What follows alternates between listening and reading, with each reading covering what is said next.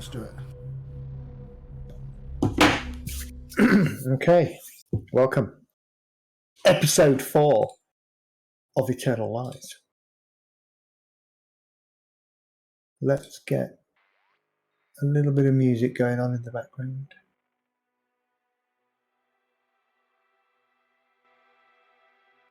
So where did we leave it last week?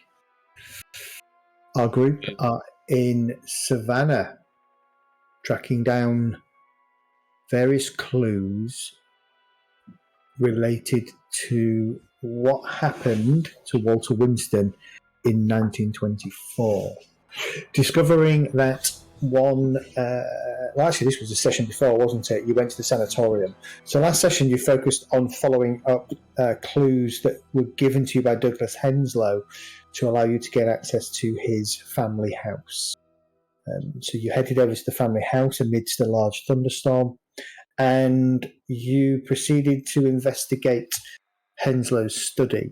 During your look around the house, you discovered there were a couple of those etchings or carvings that you think are related to preventing things from listening, I think is how it was described. Also in the study, you discovered a notebook with a whole load of a photograph, some string, a shovel, a lantern, camera, etc., which all led you to uncovering a treasure trove amidst the family cemetery, which had partly been consumed by the swamp. In there, you found a rather interesting notebook from Henslow, outlining some of the things that happened, or he saw, or he thought he saw on the night, on that night in question in 1924. Gathering all that information together, the notebook, the dagger, the stone tablet, you also discover that a large cache of information was put into a bank, specifically the First Bank of Long Beach, I believe it was, over on the outskirts of Los Angeles. So this was the second thing that you had that pointed you to the Los Angeles, California area. The first was notably something to do with UCLA. On your way out, as you're returning back to Savannah, you are literally 5 or so minutes away from the town lines when a car behind you guns out into the middle of the road and begins to overtake you. As it does so, it starts to maneuver closer to your car, trying to veer you off the road. And that, I believe, is where we left last week's session, and we pick up this week's session. With a shriek, Margaret yells, "They're trying to ram us! Do something!"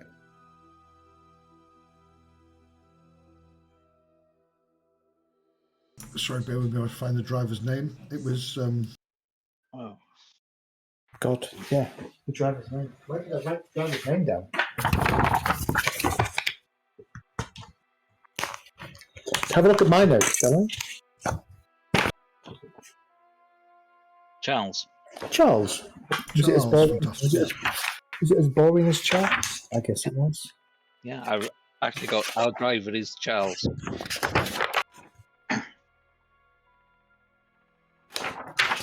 Yes, Giles Tooton, late 40s. Well turned out. There we go. Well turned out because his job is to drive you around. Yeah, Charles Tooton. There he is. Yes. Top of my notes here. Okay. Currently, they're kind of level with you. Are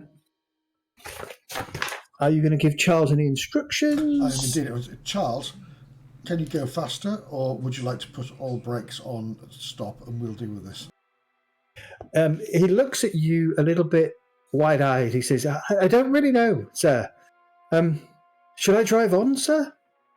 Go for it for now. Put your foot down. He will roll. Okay. All right. So he has a drive pool of 8. Do you wish him to spend any of his points? Initially, I think 1 point. Okay. Does Just somebody want to roll the me edge. a 1d6 plus 1 then, please? I'm not going to do it. It's your driver. It's not. It's our driver. He's your driver. With your money. There we go. 1d6 plus 1. Right.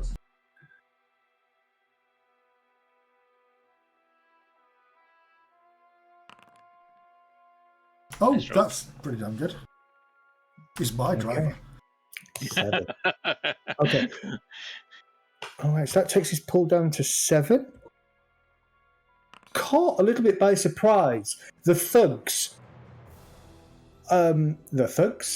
They are thugs, so I've given that away. But the gentleman in the car next to you, the driver is caught a little bit by surprise as your driver, Charles, accelerates, gunning the car up from sort of a steady 30, 35 to 45 miles an hour.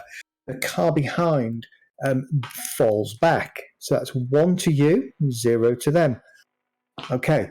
They will react to that by accelerating again. They're going to put a 2-point spend in, I think, and they drive. So they're starting to gain. You watch as the driver of the car behind floors it, and you can see a belch of smoke come out of the back of their car as it begins to accelerate and starts to get closer and closer to your rear bumper. Looks like instead of trying to ram you off the road, he's going for a rear hit to try and nudge you into the verge. What do you want to do? Alfred, is there anything you can do to stop them from chasing us? Have you got anything on you? Possibly.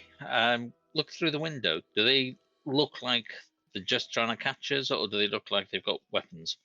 Good question. And for that, I'm going to have a look at one of your character sheets.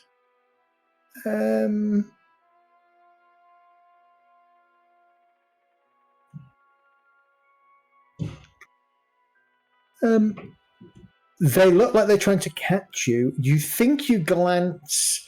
You think, Alfred, that as you look back, you can see one of them has kind of like a billy club in his hand that is kind of gesturing at you as he's kind of tapping his. One of the ones in the back is tapping the driver on the front with what looks like a billy club, and you see him point it through the window. Right. Okay. Margaret, have you brought your gun by any chance? Has Margaret brought her gun? So she has a preparedness skill of 4. So let's have a look. How many points do you want her to spend? Actually, let's check mine. I'll just spend 1. Let's see. Unfortunately, she shakes her head. She says, No, I left it back in the hotel. I didn't think we'd need it. Yeah, I did the same. I was Do thinking. you have preparedness? I have. Okay, so give me a roll. Spend as many points as you want, but your target number is 4. It's always 4, unless I say otherwise.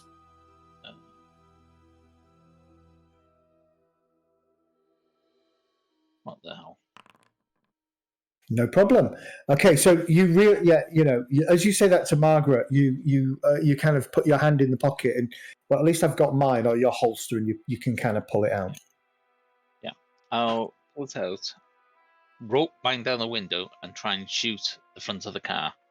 Not aiming for the people, just to try and damage the car or the tires if possible. Okay, so at the moment they're at what would be called range 2, so they are close range.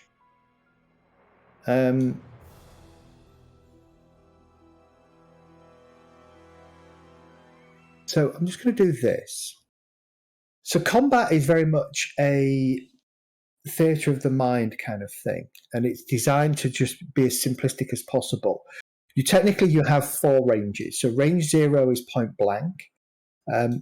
Range 1 is close. Range 2 is near. Range 3 is long. Range 4 is extreme.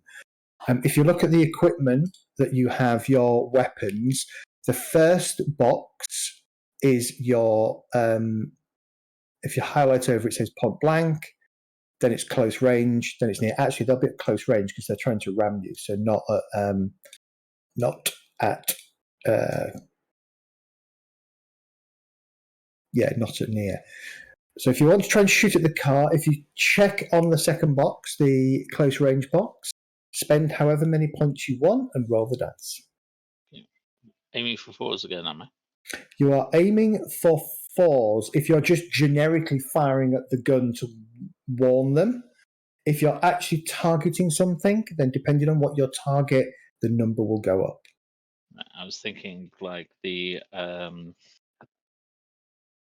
front grille, so it overheats type of thing. Okay. All right. So target is going to be 5 then for the front grille. Okay. I've only got firearm light. I haven't got any specific type of gun, so I don't know whether there's any. So it's just a standard. Yeah, it's just a standard firearm that you have. Yeah. Okay, nice. You spent 2 points. Okay. So I've got you, if I remember rightly. So in the back of the car, I've got you on the left-hand side, Margaret on the right-hand side, and Alfred in the middle. And then, Joseph, you are in the front passenger seat on the right-hand side. I was going to say, is there a picture on the screen? Because I've got a blank screen. Oh, hang on. Yeah, I've just got a black screen as well. You've got a black screen because I haven't done that. Whew. There you go. Just really simple. Very, very simple. We don't get complicated. We only get complicated if you all decide to run in different directions, and then it gets a little bit tricky to track. But this is how we did combat most of the time in Coriolis. Certainly ship combat anyway. Okay, so Alfred, are you going to fire through the back window, or are you going to kind of wind your window down and try and reach round? Wind it down and shoot down so I don't damage our car if possible. Yeah, no worries. Okay, so you kind of line up and you take a shot. You watch as the round you see kind of a brief spark as the bullet hits the grill. It doesn't seem to have penetrated through the front grill. Did they react in any way, like slow down, or? Let me have a look. So it's a warning shot with. Yeah. As well. Let's see what he does. Okay. Instinctively, you watch as the thug slams on the brakes, and the car kind of drops back to the next distance, so to the close distance. So it's probably 10, 15 or so yards behind you. Yeah, okay, so next round, what do you want to do? Currently, you are ahead of them, and you are kind of in a position where you are outpacing them currently. Nice work, Alfred. I'll get back and lean back in the car and just keep an eye on them. See if they actually. Ralph doing anything? Ducking. Margaret is kind of cursing that she's left her pistol behind, and she says, I don't want to die. I've got young children. I can't die. Get me out of here. She seems visibly shaken. You're a police detective woman. On that note, can everybody give me a stability roll, please? It's a stability 1 test, so your target is always 4. If you fail it, you will lose 1 point of stability. Margaret has made it. So she has a brief moment where she panics, and then at the sound of the gunshot going off, it kind of brings her police composure back to her. Joseph, you are a little bit panicky. Oh. You and so is Ralph. Can both of you lose a point of stability, please? I was just looking at my things because stability. Under edit. Obviously, just click it to the left. Bottom of general, yeah. Just click it or spend 1 point or however many points you want to succeed. Yeah, we can't do this because edit doesn't allow you to take the minimum current thingy down, does it? Oh yeah, so you'll just have Actually, to. no. Actually, Yeah, no. if you click on the left-hand side of the character sheet, if you click the There you go. stability There you box. go. Got you. So I now have 9 out of 10 on my stability roll. Oh yeah, click the stability box and it goes down. Yeah, there you go. Okay, let's just see. Okay, so a stability loss of 1 point is described very much as twitching, stuttering. Your voice could raise a bit, or you could very explicitly state in control. So you might have that moment of kind of shrieking for a moment or something, but you're okay. You've not lost too much. Okay, I'm not lost because I think Joseph would be like, "Oh, Alfred, well done, Charles, get us out of here." Alfred, you've passed. You are composed. You've been under fire before, so you're okay with this. Yeah, there's no trap behind us. Okay, so next round then. What do you want to do? How does the driver want to react? I'd like him to get us back to the hotel as quickly as possible. Okay, is he going to spend? If so, tell me how many points you're going to spend and roll that driving test. I think another 1 point this time again. Okay. Oh, okay. All right. The driver in the car behind again floors the accelerator and gets back the distance. Did you want to do anything, Ralph, or are you just going to leave it at that for the moment? Not Ralph, Alfred. I'm going to leave it like that for the time being. Okay. But I'll keep an eye on them. All right. Alfred, shoot the tires! Shoot the tires! Okay, next round then. So they're If they trying get closer, I will. Yeah, they are getting closer. So they're going to carry on gunning towards you. What are you going to do, Mr. Driver? Charles, seriously, whatever you did last time, don't do that. But get us out of here. Put your foot down. We've got Alfred in the back trying to hold them off. They're getting closer. You need to push it. You need to drive like. In fact, there's $100 here. You get us out of here. Okay. How many points is he spending? He has So 2 six points. remaining. Okay, spend those 2 points.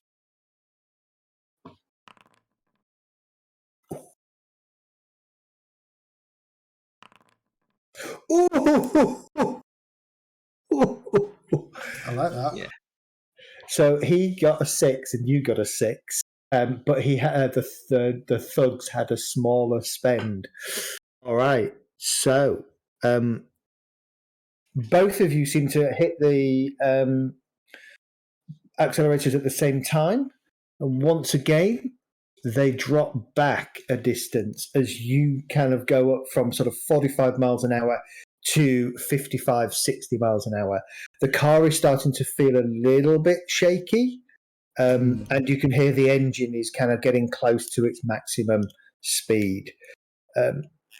Alfred, anything, or just kind of clutching on for the moment? Just touching on for the moment. Okay, next round then.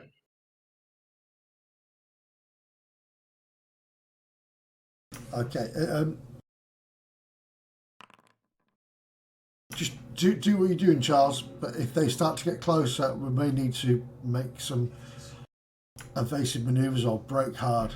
So just be ready. Okay. And that's my turn. Is it worth Okay. heading towards driving to the police station? Maybe they'll back off. So are you going to spend any points on his driving, or just a standard driving roll? Just a standard driving roll. I think that's. Give me a 1d6 driving roll.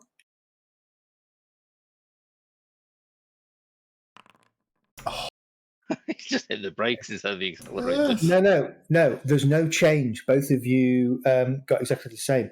So you carry on going. So neither of you won that one.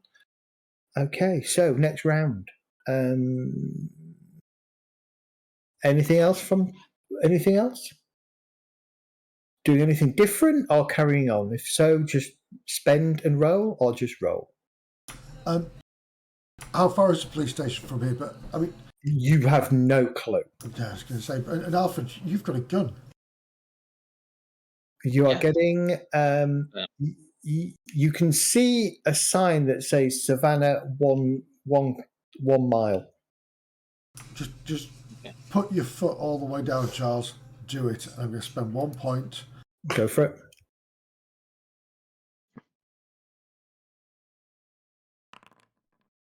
I'm Nice. getting lots of sixes. That's really good. Okay. Out of the rear window, you watch the car behind suddenly erupts in smoke coming from the engine, and it drops back, and you watch it visibly slowing as you accelerate up to sort of 60, 65 miles an hour. Your car is now shaking like crazy. You can hear the engine really kind of hitting the limit, and Charles kind of, I was going to say, she cannot go any further. You're pushing it too hard. Push it too hard. I'm going to put I'm going to reach across my hand, put it in his arm, and say, "Okay, really well done, Charles. Just relax off the throttle now. Let it go. Let Okay. it down." He eases back, and you watch as the car that was chasing you just disappears into the distance. As you turn a bend, all you can see across the rear of your view is smoke billowing up from somewhere. It looks like the car, either the bullet actually did some damage to the engine, or the radiator that was enough when they pushed it, they got themselves up to to the point where the car couldn't take it. Margaret is sat there white knuckled, and you kind of get in and you get over to the hotel, pull the car in, and Charles he sits there for a second and kind of composes himself. He's a little bit shaky, and he looks at you and he says, "I apologise, sir.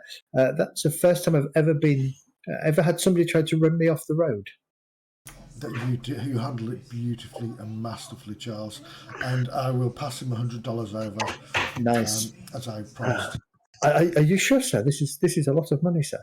Charles, what you did tonight is the most amazing feat of driving that I've not seen in a long, long time. You deserve this. It's something that I'd like to keep you here. Hopefully you'll want to be with us for the next few days.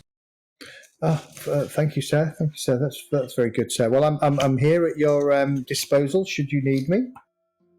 Wonderful. Just take the night off now. I don't think we'll need you tonight, and just go home to.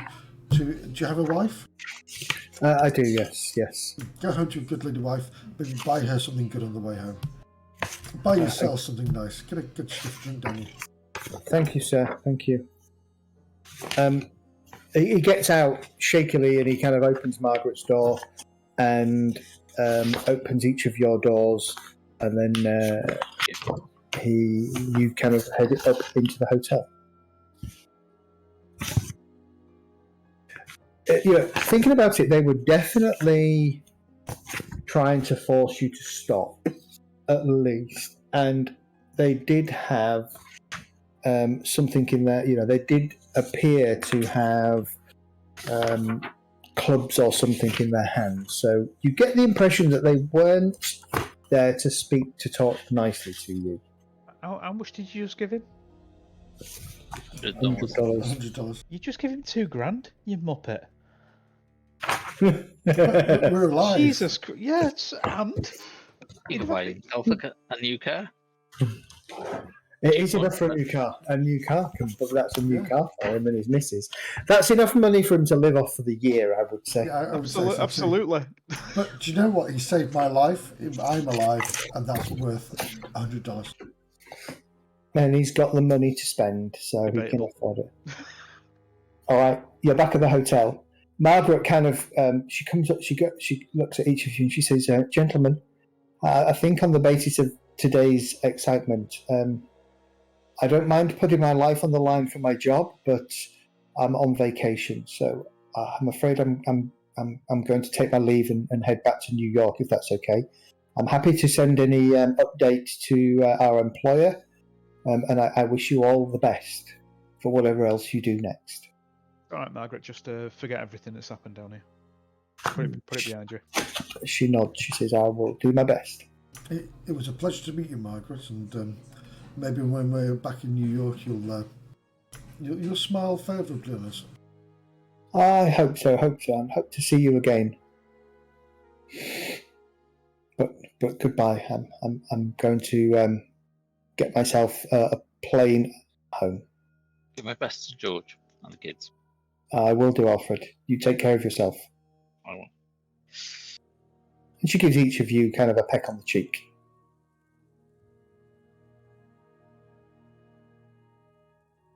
For those people watching the stream, unfortunately, the player that plays Margaret has decided to bow out the game. So I thought that was the simplest and safe, easiest way to have Margaret leave. So that'll be our one and only survivor of the game. Will she? Will the plane make it? Yeah. Okay, it's sort of about 3:30 in the afternoon. You all find yourself partaking of late afternoon brandies to calm your nerves and to steady the heart rate and to kind of just relax a little bit. That was definitely Am I reading too much into it, or were they actually waiting for us? It seems that they anticipated we would go there. Yeah. So either they know where we're staying now, or they recognise the car, which might mean Charles is in a bit of danger. Or they followed us to the house. Did anybody get the license plate? I was too far forward. I didn't look. Sorry, I was concentrating on Charles. I might have done when I leaned out to shoot, if it had one. Didn't have one on the front. Yeah, there wasn't one visible. When we shot and they started slowing down, they didn't draw guns or anything either. They were still holding billy clubs. They didn't seem to draw firearms, no.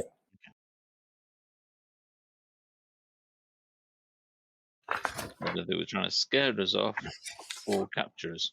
It seems strange how they followed us. We just left the hospital, hadn't we? You just left the house. The house. So no, we've gone from the hospital to the house, then, haven't we? Yes, I think you had you.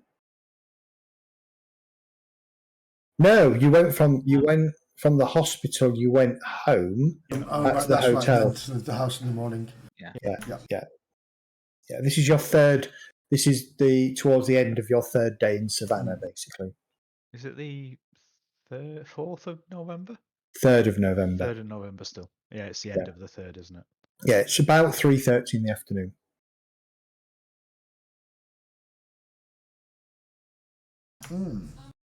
So we've got this notebook.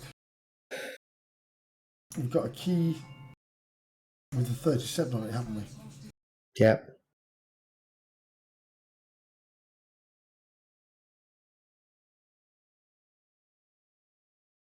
And is it possible that this key goes to the first bank of Long Beach? Whilst it's hard to tell, it is definitely I think you worked out last session that it is definitely a key to a strong box of some kind. Safety deposit, I think we thought. Didn't we? Safe deposit, that's right, yeah. So, given the context, it's very possible.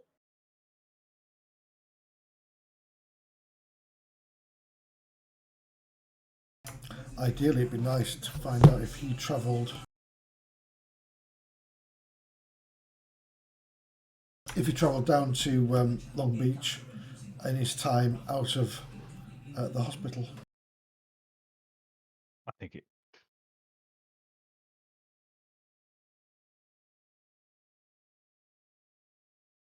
If that's where the book is hidden, then he would have done, because the letters indicate that he's finished the book and then hidden it somewhere.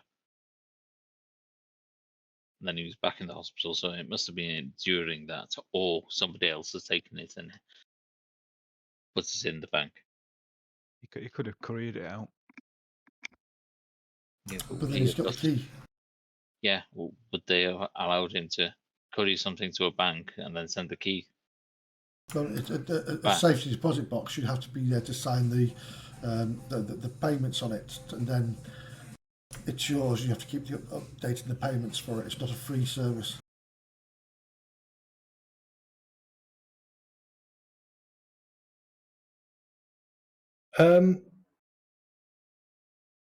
Just yeah, I am listening. Sorry, I'm just checking something. So I think you know the answer to the question you just posed. I'm just double checking.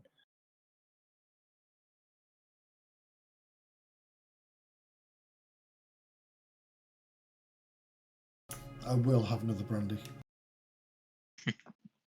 It's the first time I've been chased by something that's not got 4 legs.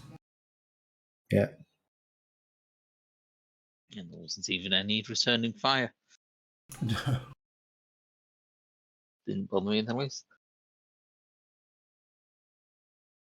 Oh, yeah, it took my breath away. Definitely. I wasn't expecting that one bit.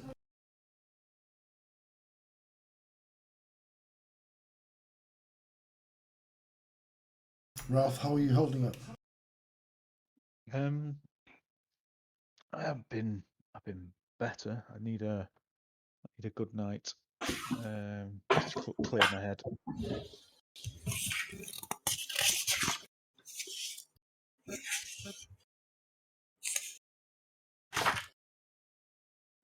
I would suggest when we sleep tonight, maybe we put a chair under the door, just in case it did follow us from here.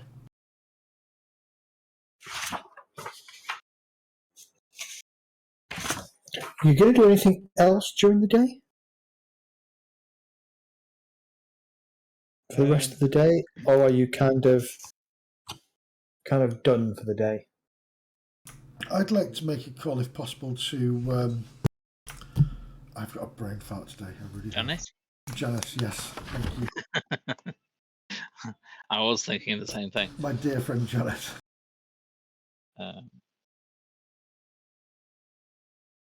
Just updates her on the situation and the fact that Margaret has now gone home.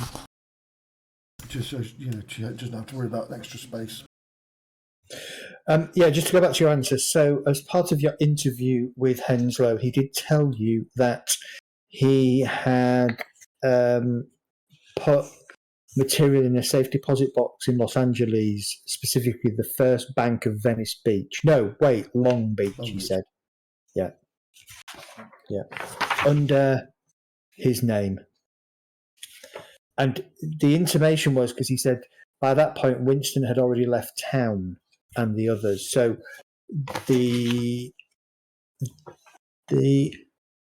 implication of that was he deposited it before he came back, so before he ended up in the sanatorium. Right, so that's the 1924 trip. Yeah. But then he said later on, we have the notebook then, don't we? You have a notebook and a key, yes, which he said he'd secreted in the house, but he'd left additional materials in Long Beach. Yeah. You would expect the photographic evidence or something along those lines, I think.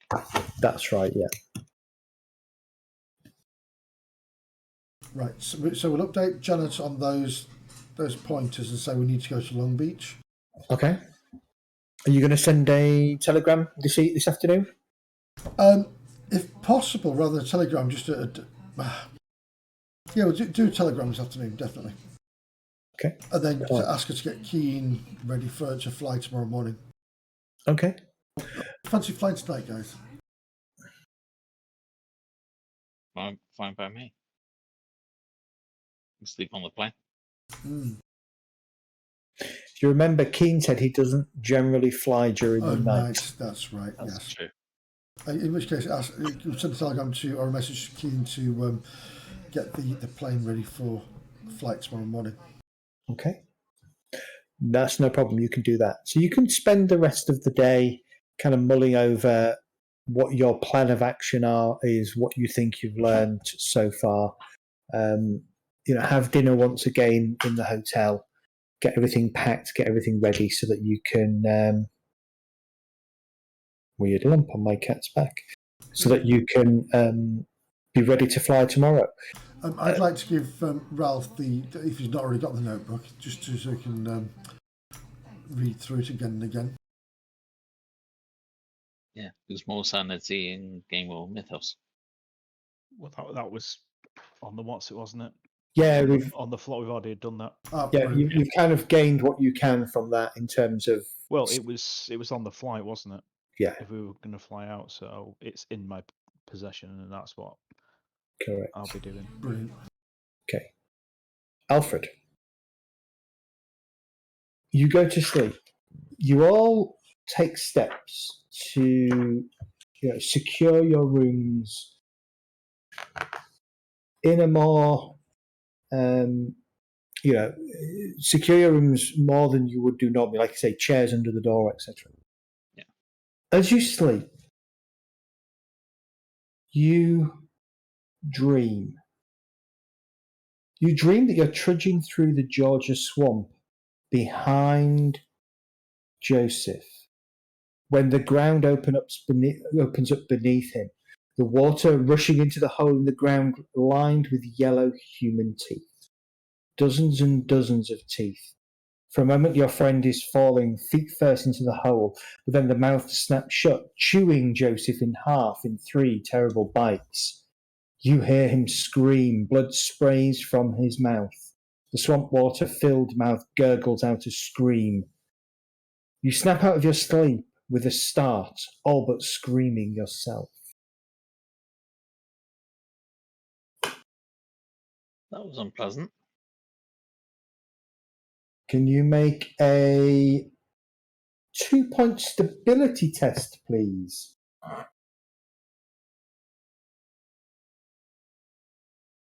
So, spending 2 points or just No, rolling? it's up to you. So if you fail the test, difficulty 4, you will suffer a 2-point stability loss. Okay.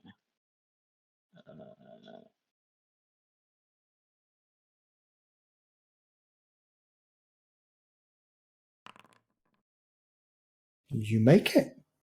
You suffer no loss other than the 1 point you spend. You come to, sweat dripping down you. For a moment, you feel like you want to kind of reach out and yell for Joseph. Then, you kind of glance around. You realise you're not in the swamp, but you're in the hotel. I'll unbar the door and open into the... Well, as you go to the door, there is a piece of paper that has been folded up, stuffed underneath the door itself. Okay. Get up and open it. Okay, bear with me 1 second.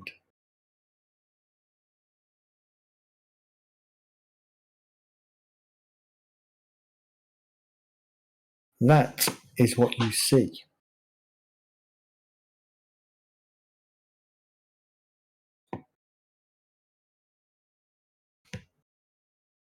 Simply says, drop this case, go home. Well, that's not going to happen.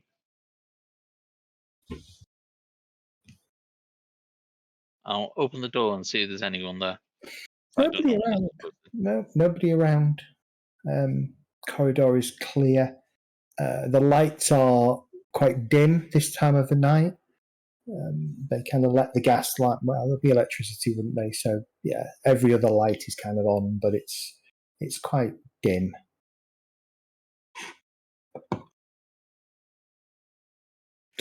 There's nobody about.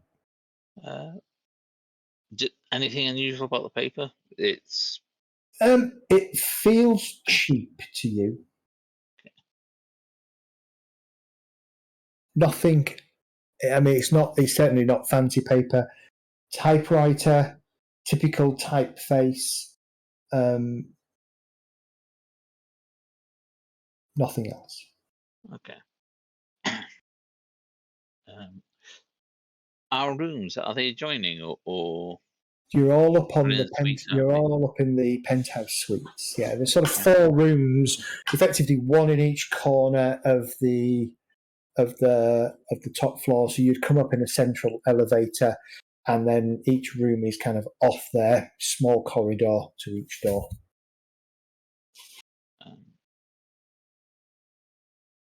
Okay, I'll shut the door behind me and head over to Joseph's room. Okay. And knock on the door. Joseph, there is a light knock on the door. You come awake because you've been expecting trouble. You come awake with ready for action. Yeah, a bit of a start, ready. I will grab my my gun from the top drawer of my bedside cabinet. Drawer, should I say? Yeah. And get out of the bed. As you do that, you kind of the rational part of you says anybody trying to break in is probably not going to knock. That's very true. But at this point, I will go. Oh, and then I'll just put it maybe in my pocket of my. I'll put my smoking jacket, and then just pop it in the pocket of there, and then tie the waist and walk forward to the door. And quietly remove the chair. And I'm sure is there a peephole through here? There would be, yes. Yeah, so I'd look through the peephole of the door. Okay. You recognise Alfred. I'll take a deep sigh of relief, move the door out of the way, and then open it for Alfred. As the door opens, I'm looking at the floor to see if there's a note in here as well. It doesn't appear to be. It just appears to be. There's no note. Okay. Alfred, how can I help you? It's You a okay? little bit late to be knocked under. I was until you knocked on my door, Alfred. Yeah. Sorry to disturb you. I just woke up with the weirdest dream where you got eaten by something in the swamp. Something, not some. No, something. The floor opened up and teeth kind of. We've had chopped you Alfred. apart. We've had the strangest day ever. We've seen weird drawings on walls. We've had people chasers. We've had strange tales from a man in an insane asylum. Oh, this was also posted under my door. I'll hand over the letter. So someone knows where we're staying, literally our rooms, and managed to get up to them without any issue whatsoever. I wonder if it's somebody who, I don't know, who maybe is after the same thing we're after, but I don't know, Alfred. Might be worth it in the morning asking if anyone was let up here or gave information regarding our rooms, because they'd have had to ask someone, a member of the staff, to find out where we're staying. Yes, and the bellhop or the counter, the entrance counter, but they would have to get up early to do that because they'd probably change shifts very early as well for the day staff. Well, I'm fairly sure that they wouldn't give me the information after the greeting when we arrived. No. I agree, Alfred. This is kind of a backwards place, and yes. Is there just out of character? Is there an elevator assistant as such in the elevator that goes up and down? Yes, there would be. Yes. In which case, I'm going to call the elevator. Okay. Well, Alfred's here. Alfred's here. I'll explain to him what I think and just see if we can find out. Ralph, outside your room, there seems to be a bit of a commotion. Okay. What time is it? I'll look at the. It's about 10 to 5 in the morning. It's enough to wake you. You can kind of hear the ding of the elevator and some voices. I'll go over to the door, pick up the book that I was reading last night and put it in, and then just go to the door and open it and see what I can see. Looking out into the central area, you can see what appears to be Joseph in a smoking jacket, Ralph in another Joseph, and you can see Alfred in his nightwear. What's the noise for? Talking to the elevator assistant.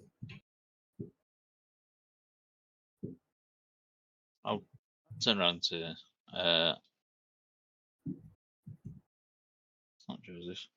Can't remember his name. Ralph. Ralph.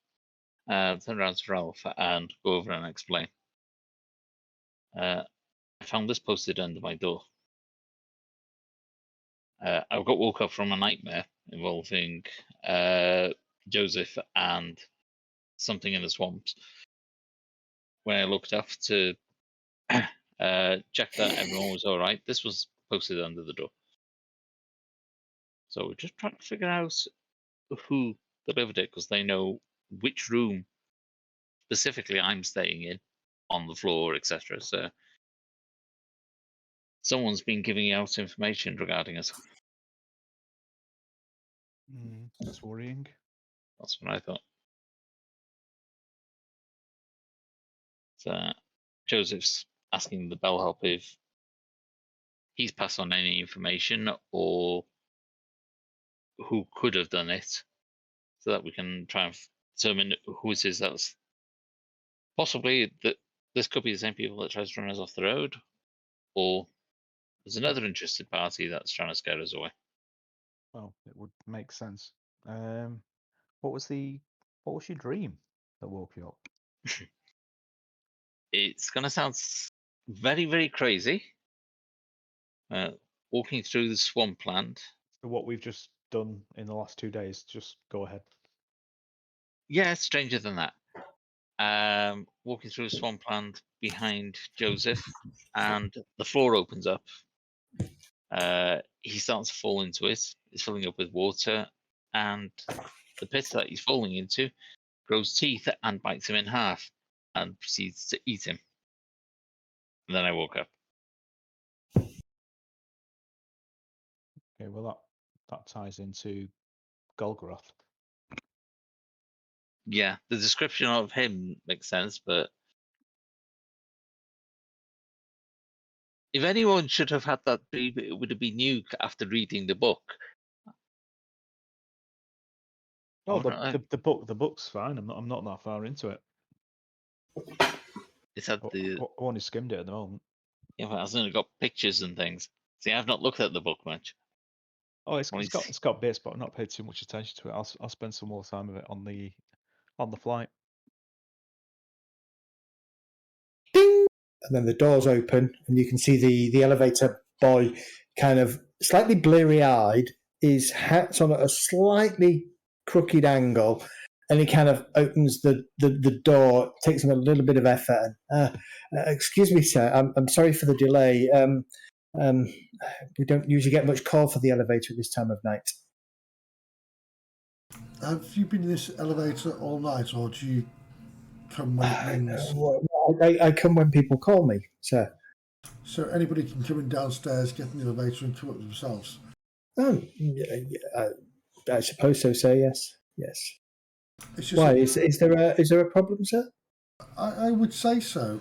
My friend here had a note pushed under his door, his own Oh, personal yes, sir. door. Yes, sir. Yes. The night porter came up and delivered that about 2-3 hours ago, sir.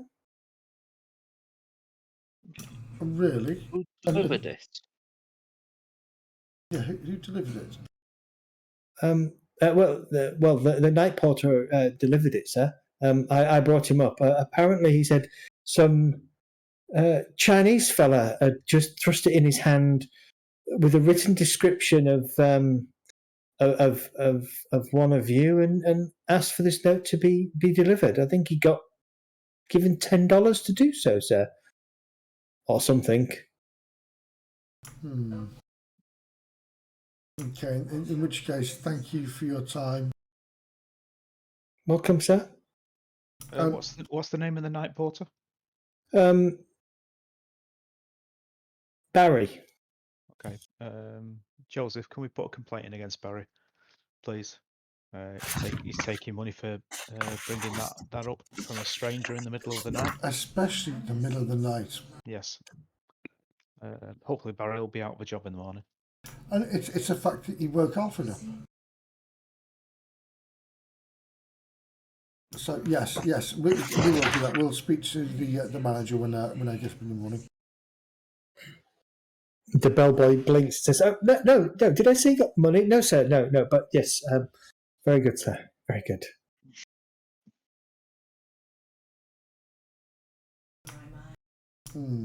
Yes. In which, off you go, young man. He I'm not going to tip him.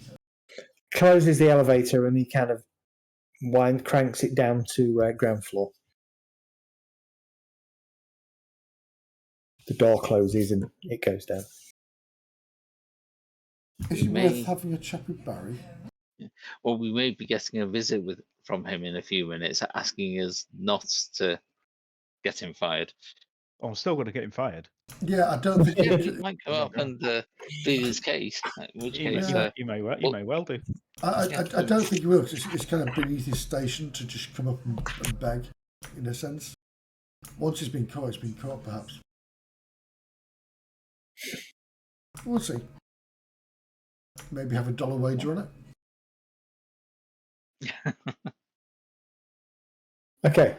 What are you doing? Are you going to go back to one room, back to your own rooms? Well, I suppose it's almost breakfast time. So yeah, I was just thinking. I'll get up now, get a coffee, and then start getting ready for the day. About 5:15. There is half an hour. There is a knock on Joseph's door. Just as you've laid back down, just as you're starting to feel like you can go back to sleep, there is a knock on your door. It's like an old time snooze button. Right, again, I will. And I'll get out of bed, put on my smoking jacket again. The gun's back in the drawer. Okay. And I shall walk to the door. Look through the peephole. It seems to be a man in hotel uniform. I shall open it and say, "How can I help you at this time of day?" Apologies, sir. I believe, sir, that there might be some cross wires, sir, about a note that was posted through your fellow companion's door. And you must be Barry. Yes. Explain what cross communications. How? Well, apparently, the bellboy, the lift attendant, said he may have mentioned that I took money from somebody to bring something up to you, sir. I wanted to assure you that that is not strictly true, sir. Right. And who's this person you took the money and the item off? The card. Sir, it was a Chinese fellow. Can you elaborate? Was he with friends, on his own? Well, he seemed to be on his own, sir. Very short cut hair. Didn't particularly say anything, sir. He just shoved the note, a description, and he pulls out of his pocket, he pulls out a crumpled piece of paper and he hands it over to you. I'll examine it, I'll look at it and it says, "Deliver to," describes Alfred. That's it. Deliver note. Please deliver this note to, describes Alfred. So it never spoke to him, it's just written down. Yes, sir. That was the peculiar thing, sir. The other thing is, I remember distinctly, sir. He was bearing a number of blackened tattoos. Interesting. I can't say I got a great look at them, sir, but I can do my best. Please do.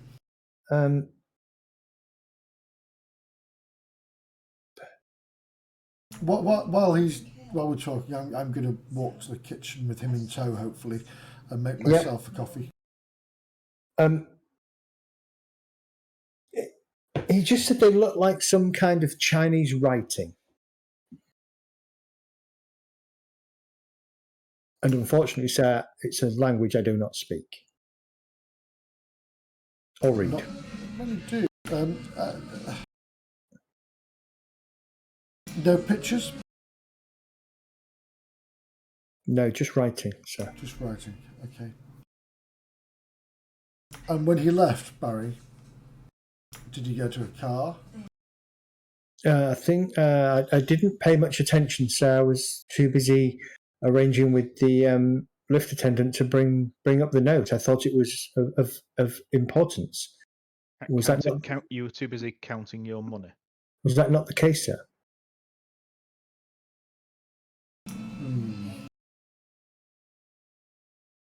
So how much did he pay you to do this? A very generous tip of $5, sir. Didn't the bellboys say more? Yeah, the bellboy said $10, but a moment ago he just said that he didn't take Didn't any receive money it. for it. So you're lying, Barry. That's clear. Barry, the most important thing, Barry, the most important thing I like about staff is honesty, promptness, and courtesy. Yes, sir. So, but let me get this series of events. A random man who you do not know, who has no association with the hotel, comes up to you and says, "Pass this note to random guest," and gives you a ridiculous amount of money to do it, and you just do it. Yes, sir. Could you not just put it in that pigeonhole for the morning?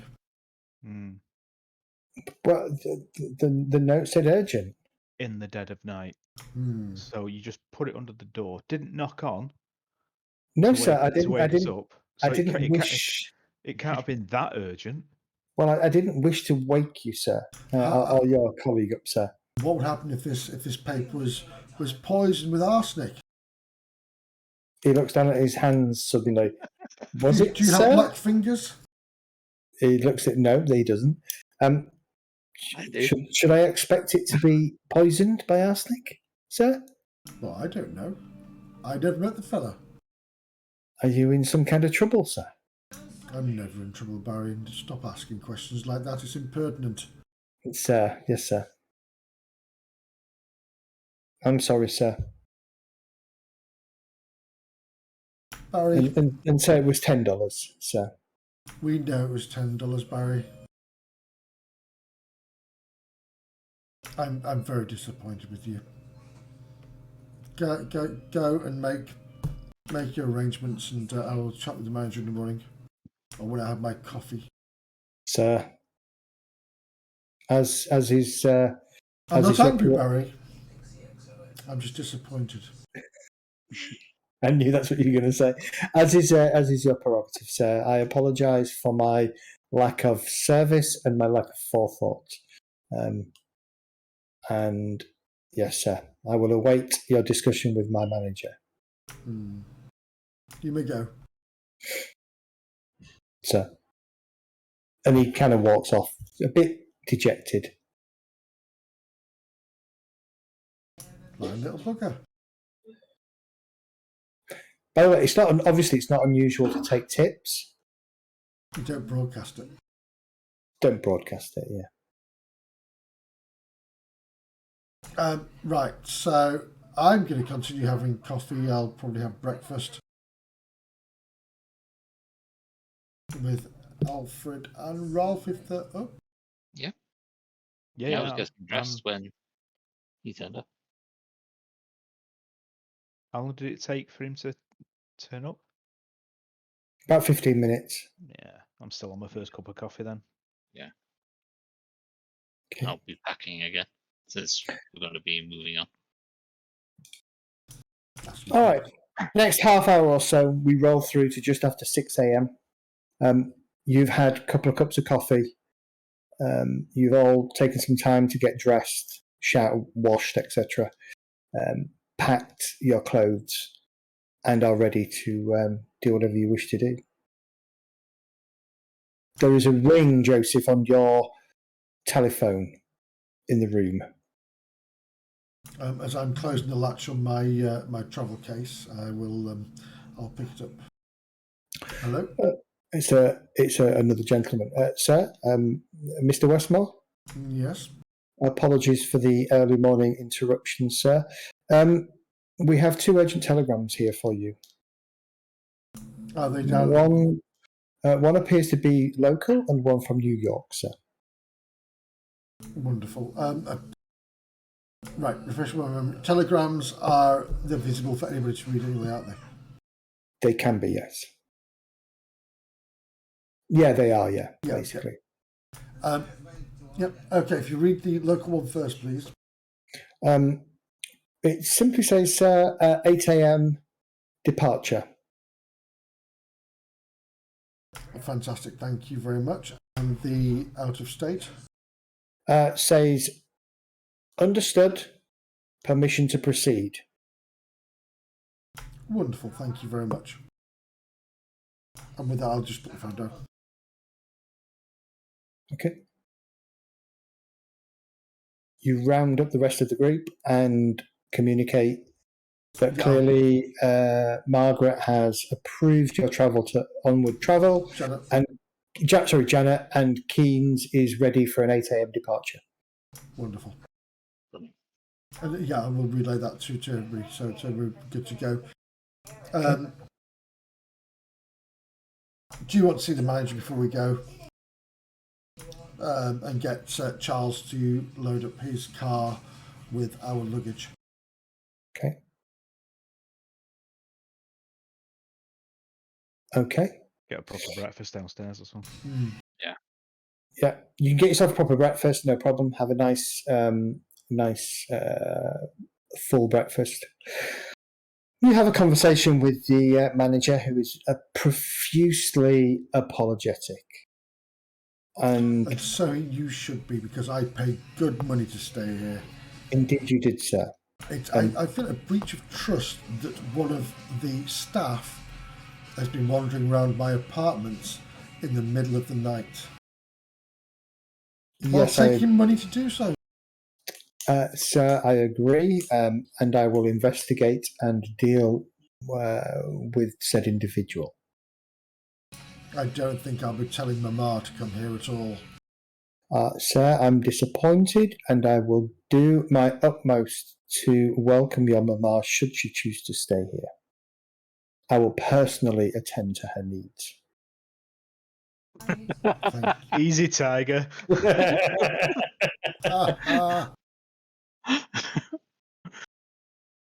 And that's how it should be.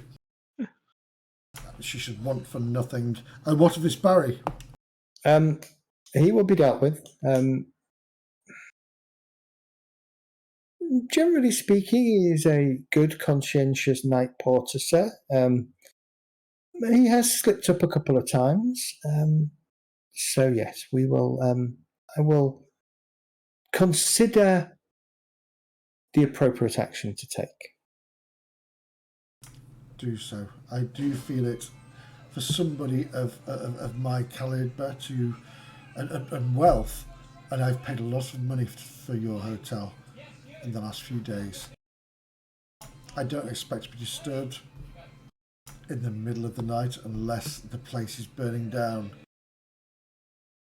So fast forward a week and Barry is on laundry duty. He is demoted from night porter to laundry. Oh, he's still got a job, though. Yeah. God He has damn. still got a job, yes. Yeah, But he will effectively have to work his way back up the promotion ladder. Unless we break Laundry into the laundry. duty. Sorry, unless we break into the laundry and poop on all the sheets. Well, the laundry duty is at the Chinese laundress with the person that delivers it out. Oh, That's mean. So, Charles takes the baggage, loads it up, and drives you rather sedately this time over to the airport, where he helps you load the luggage onto the aeroplane. He wishes you all a very pleasant onward journey. He's a little bit wide-eyed at the Silver Sable. He's clearly never been this close to an airplane before. I just want to ask him a parting before he goes. Did you sleep well last night, or did you have any strange dreams or?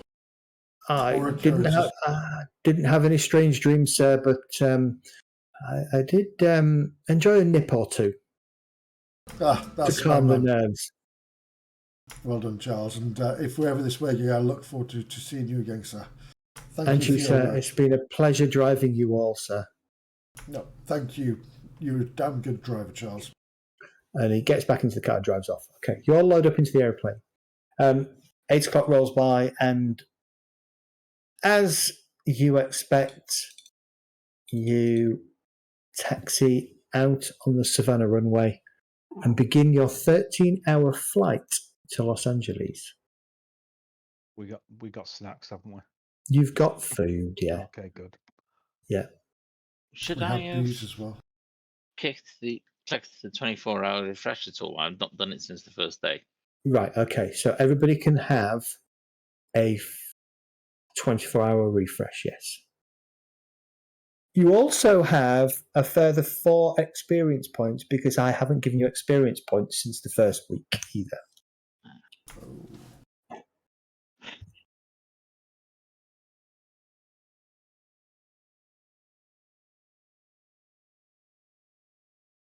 So you may choose to spend your experience points as you see fit.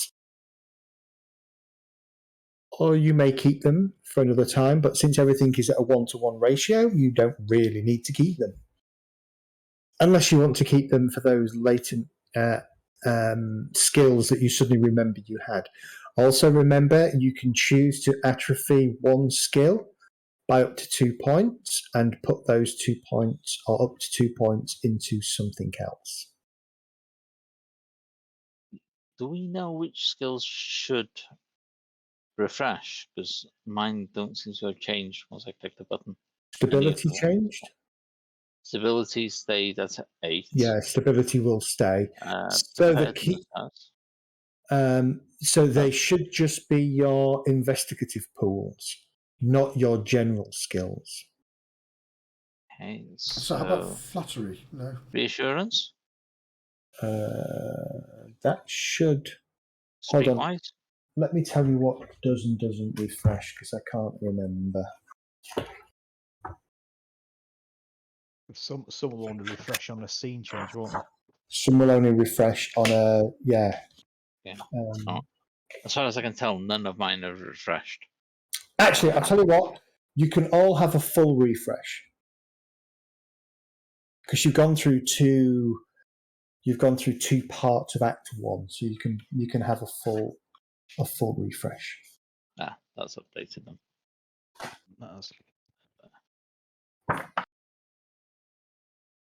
So yeah, you're very limited on what refreshes every 24 hours. Where everything should refresh at the end of a sort of a scene change, but they don't come very often, so don't get excited. No. They will. I will probably refresh those at the end of a logical section. So when you've finished a location, for instance, I will probably give you a full refresh. Okay. Now that we've lost Margaret, do we need to kind of compensate for her lost skills with leveling? That is up to you. So I think I've got a lot of the same skills that she had anyway. yeah, have you got cop talk? Yeah, 2 points in that. Okay, so she was slightly higher. That interrogation. 1 point in that. Okay, she was much higher. She was a 4.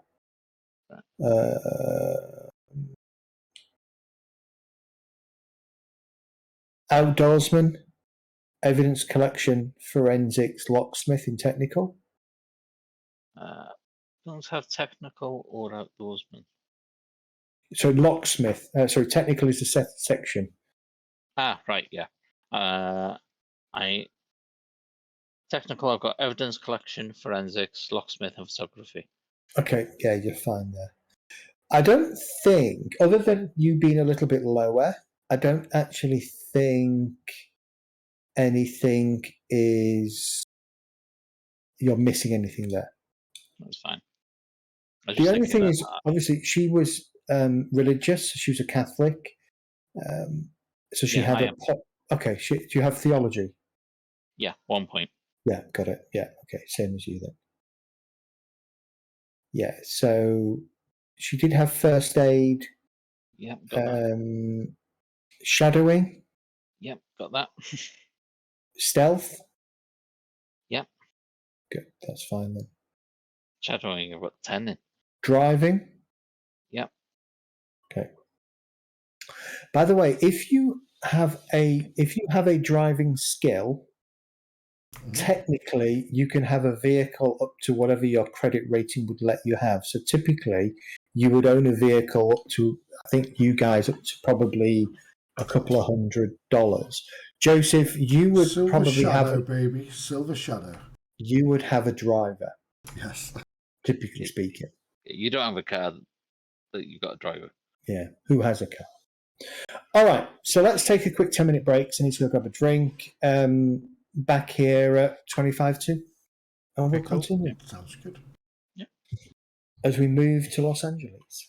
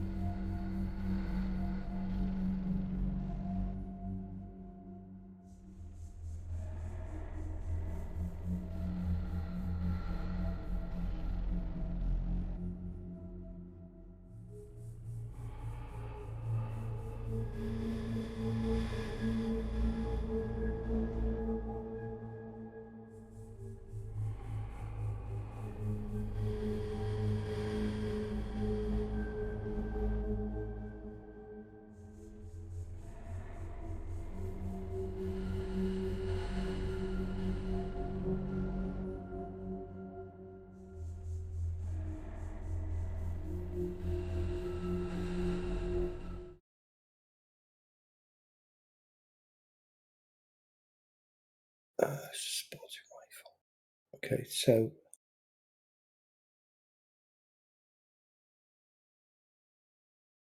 yeah, your pistol is most probably a Webley and Scott .32 1906 automatic pistol. Actually, no, yeah, it's probably that. Makes no difference to the stats, by the way. It's just Yeah, I was going to say I don't know about old guns. Oh, okay. I know very little about new guns. Are we ready to restart, ladies and gentlemen? We are live. All right. Los Angeles, 13 hours later. The flight is pretty good. You get a little bit of turbulence as you kind of head over the central part of the US. But generally speaking, you know, it's an okay flight. You drop into, I think you probably refuel sort of halfway, 2/3 of the way over to Los Angeles. That kind of passes without any issue. So, 1, 2, 3, 4, 5, 6, 7, 8. So by the time you land, get your bags out the aeroplane and get yourself set up and in a car heading into Los Angeles, it's about 10 p.m., about 10:15 on the 4th of November. The weather here is very different to, very different to New York. Not too dissimilar, though, to Savannah. It's warm. You know, and you know, even in November, the temperature is a good temperature. Your driver, because again, you secure a car with a driver at the airport, sort of a private taxi, asks you if you have preference for where you would like to go. Are you checked into any particular hotel, sir, or would you like me to give you some recommendations, sir? No, we're not, no. But recommendations are good, as long as the hotel is good. Well, sir, if you're looking for the best, I can recommend the following. We have the Fairmont Miramar in Santa Monica, though, sir, that will take us a good 2 to 3 hours to get to. Probably not, maybe not quite what you're looking for, sir. No, a little bit too far. Anything near the Yeah, campus? UCLA. Yeah, anything rather UCLA or close to the Bank of Long Beach? UCLA, sir. I could take you into downtown Los Angeles, specifically to downtown Los Angeles, sir. I would recommend the Millennium Biltmore Hotel, sir. Why? Recently, this year, sir, it held it held the Academy Award ceremony. Oh, in which case, yes, you have tickled my fancy. And what's your name? Sir, my name is Ronald. Ronald, yes. Ronald. Are you affiliated with any of these hotels, or just are you freelance? Sir, I'm affiliated with the airport, sir. Oh, with the airport, sorry. Yeah. Yeah. Wonderful, Ronald. Thank you very much.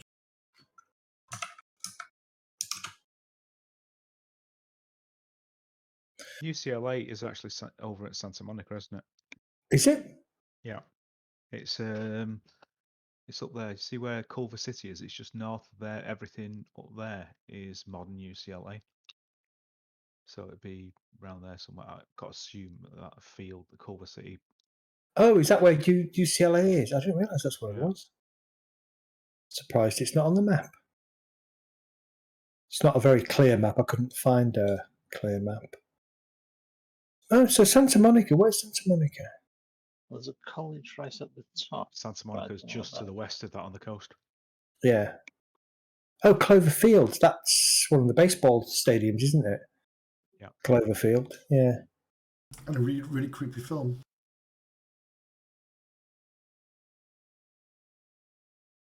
Okay, so Right, okay, let's just figure out where UCLA is first then.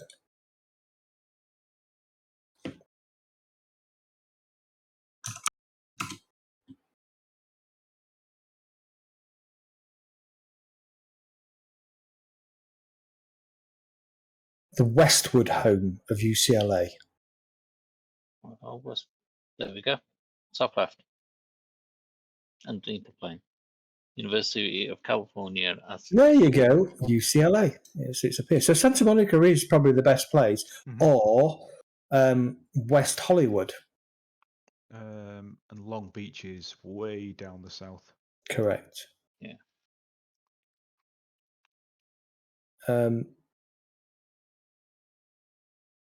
So the options he gives you would be the following: 2, 3, 5, and 7.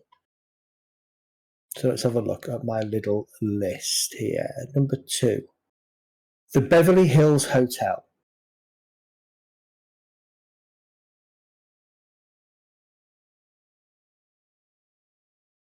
The Beverly, no, not the Hilton. That wasn't open. So number 3. So the Beverly Hills Hotel and the Beverly Wilshire would be the two. Beverly Wilshire sits on the southern end of Rodeo Drive, and Beverly Hills Hotel is just the famous Beverly Hills. It is the center of action for the Hollywood crowd since 1912.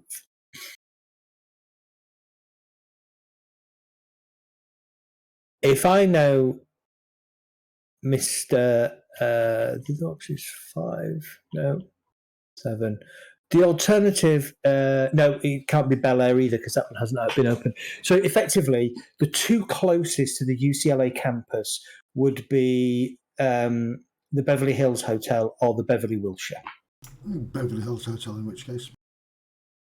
Okay, very good, sir. He drives you over to the Beverly Hills Hotel.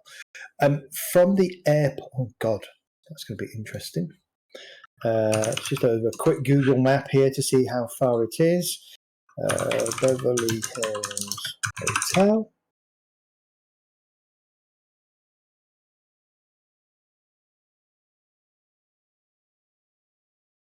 Okay, that's there. And we do directions from there.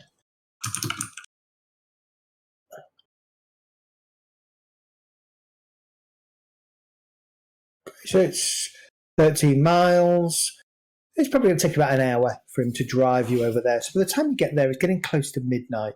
You are greeted by a rather interesting scene. There are a number of luxurious cars parked outside the front, and several glitzy, glamorous men and women seem to be leaving the front of the hotel. Some of them a little bit tipsy. There are some photographers around capturing photographs.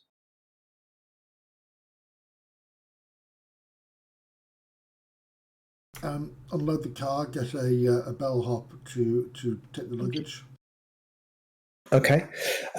As you do so, the bellhop comes over to you and he sort of says, I'm sorry, sir, just are you okay to wait a few moments?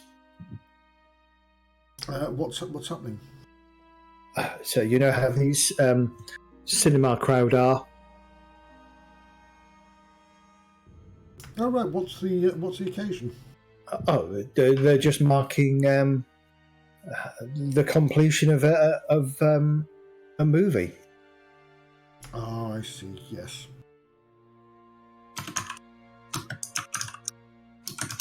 So, which movie are we completing this week? I knew you were going to ask me that question. Red Rope 2. Yes. Let's have a look. The rope is redder.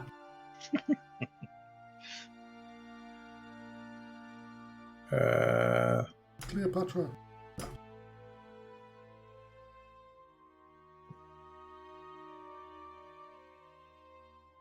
A look at this one.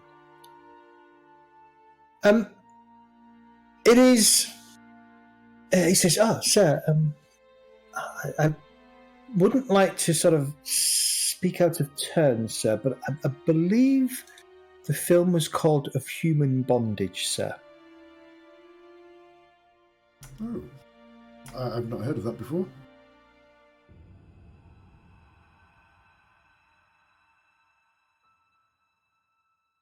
Starring Betty Davis, Leslie Howard, Francis D, Kay Johnson. I think Betty Davis and Leslie Howard are the two main famous people in the film. Well, in which case, that's been off my radar. I'll have to have a watch of that when it comes out. And actually, as you kind of sort of stand to one side, waiting for the crowd of photographers and the people to get in, you do catch a glimpse of Betty Davis. I'm going to hold back from walking across. After about half an hour, so you get to about midnight, the last of the stragglers kind of leave, the photographers kind of start to disperse, and the bellboy kind of apologetically says, "Sir, very sorry, thank you for your patience, sir. I had hoped it wouldn't take so long, so I do apologise for keeping you waiting. Welcome to the Beverly Hills Hotel, sir." Thank you very much, and not your problem. These things prioritise. He takes your bags, loads them up on a cart, and kind of guides you through to the reception desk, where a rather stressed out young lady is attending. Hello there, my dear. Oh, hello, sir. Checking in or checking out, sir? Checking in. Okay, do you have a reservation, sir? Unfortunately not, but I'm sure you can provide for us. What do you have available high up? High up, sir. Well, we have one suite, not the penthouse, sir. Unfortunately, that's already been taken. We have one suite, and then we have yes, on our. Let's have a look. How many floors does this hotel have?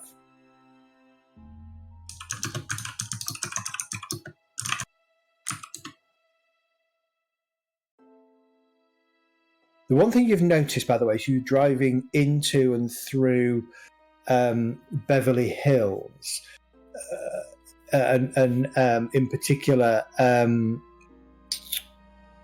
there isn't a lot of high-rise buildings in Los Angeles. They're quite low-rise. Actually, she says to you, "So we have a couple of our, we have 2 suites and 2 bungalows available, sir." No, right. Sorry. Out of character. Explain the bungalows. Are they just Literally what they sound like. They are bungalows that are part on-site? of the on-site, yeah. Oh. Yeah.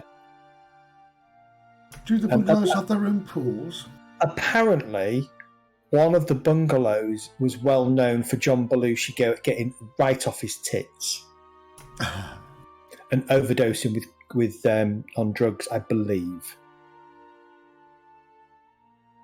How many rooms in the bungalows?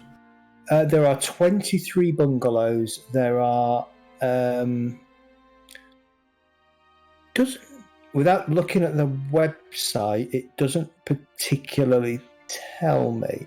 No, we'll take 3 bungalows then. We'll have a bungalow each. Okay, no problem. Very good, sir. I've got numbers 17, 18, and 19, sir. Perfect.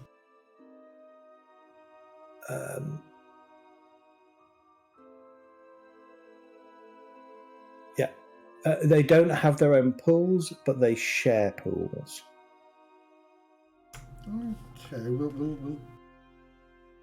that'll be fine. Okay. God, some of these bungalows have a right history. Murdered in bungalow 17.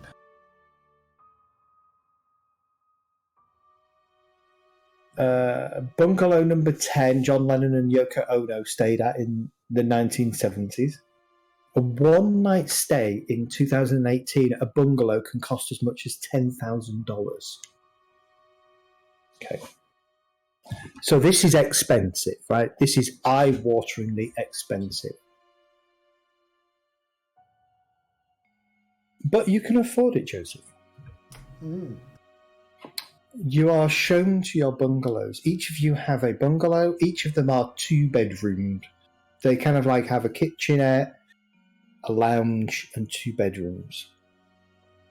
All kind of positioned and overlooking a swimming pool.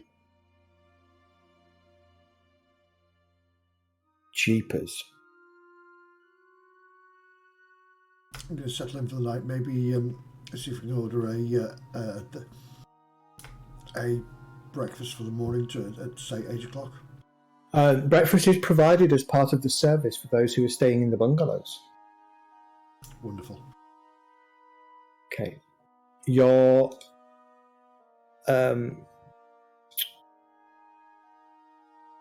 bags and things are taken to your bungalows. You're given your keys. You're shown to them by one of the bellhops, and you are left to your own devices. It is 1 a.m. in the morning. I'm going to sleep. They're not saying nothing else. Because you can. Yes. Yeah. Yeah, I've had plenty of reading time, so I'll be going to sleep as well. The book, as you've seen, the book is quite horrific. The sketches and things, and it does open your eyes a little bit. So you've had a little bit of a skill boost, I believe, from memory. Yeah, I got the Cthulhu Mythos. Correct, yeah.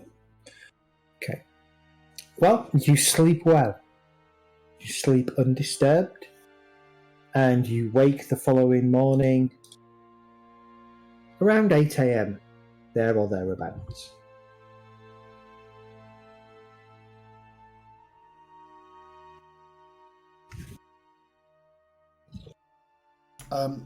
I'm going to invite everybody across to my bungalow for breakfast. Okay. And then we can chat about what we're going to do throughout the day.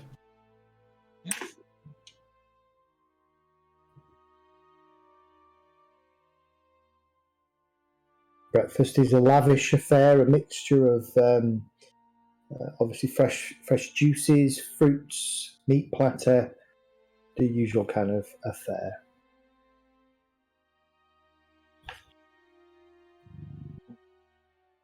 So, Ralph, should we go to UCLA and maybe try to arrange a meeting with this Dr. McDon? Chevalier was there as well, wasn't he?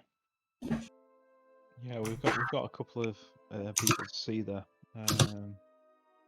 But yes, was it? George says, oh my God, my writing. We've got George Avery or Avery Ayres, Avery Ayres or Anders. Anders, that's it. Yes, sorry, yes. I think it was. Let's see whether I've actually. It was Avery. It was Avery. I thought it was theirs.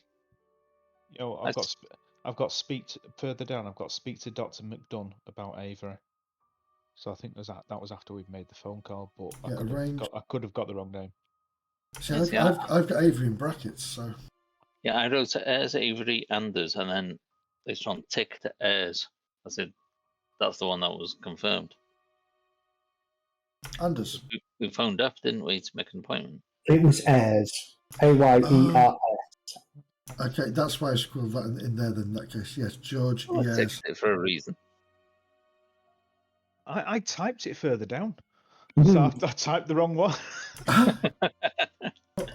I've literally squiggled mine in, so it looks like it's one word called George Yes. That's why I'm the investigator. Yes.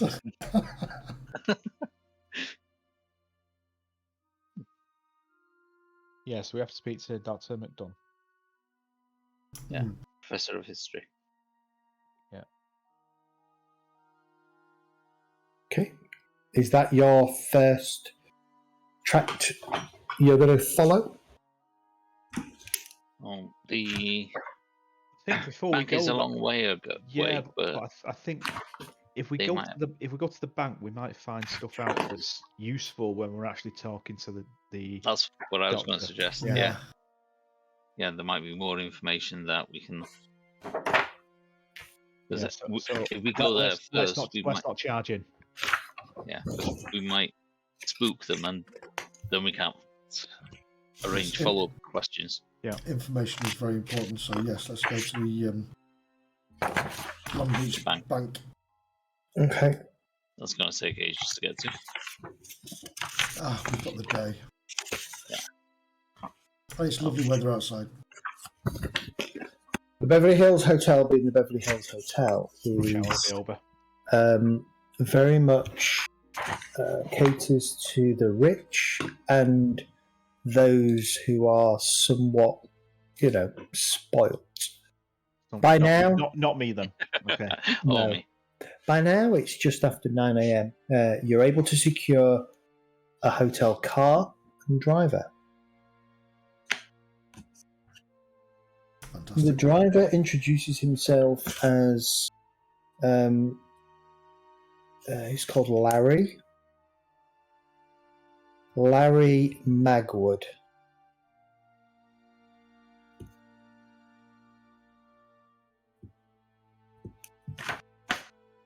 Tips his hat. 5th of November now. 5th of November. It's a Monday, which is important because the university would be open today. And the banks. And the banks will be open today. So, okay, so Larry opens the doors for each of you to get in, and he climbs in. Yep. He's, gentlemen, where am I taking you today? Hello, Larry. You're going to be taking us to the first Bank of Long Beach. Do you have an address for that, sir? I don't, but I'm assuming you do. Shakes his head. Unfortunately, whilst I'm more than happy to take you to Long Beach, sir, it's not an area I'm familiar with. We had a folded letter. So, was it from the bank? It says folded letter, First Bank of Long Beach. Or was it just written on it? Just written on it. Okay, fair enough. With the key. Phone book. Don't forget the key. Go find a phone book. We'll go back into the reception. Okay, so using the phone book, you can find the address. No problem.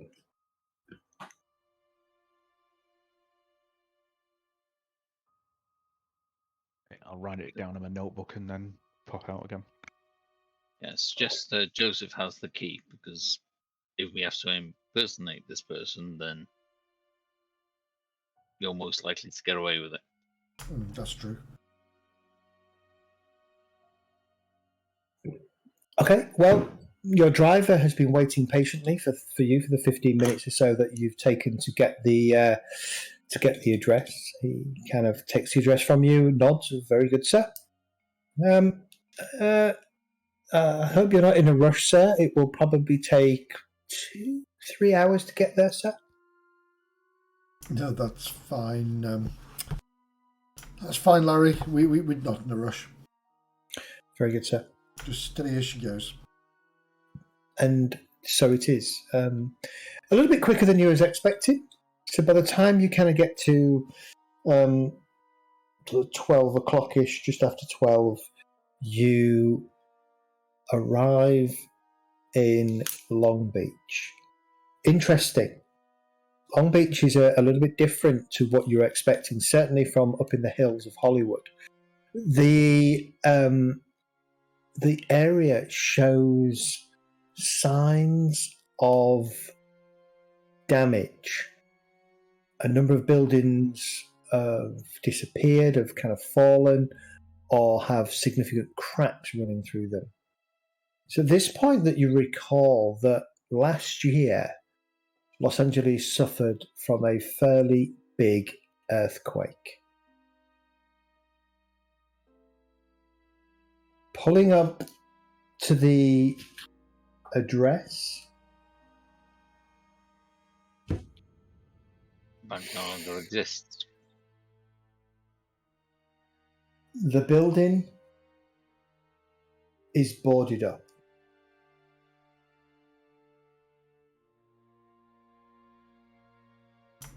Oh. Deposit boxes are A still there. damaged brick edifice whose broad stone steps are badly cracked.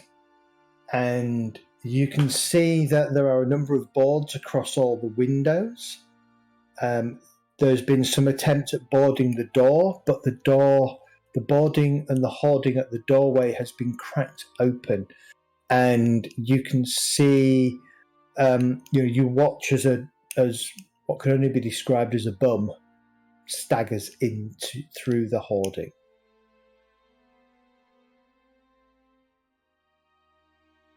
Okay, as long as the vaults. Actually, thinking about it, this could be awkward. Surely they would have relocated the boxes and everything in it. Yeah, you would have thought. You would have thought so. But we're going to have to check anyway, aren't we?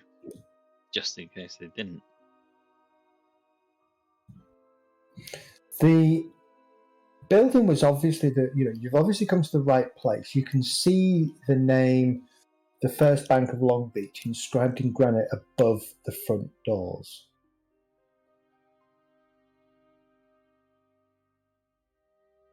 There is a woman stood with her back against the hoarding to one side of the door. She's paying quite a lot of attention to people as they walk or drive slowly past her.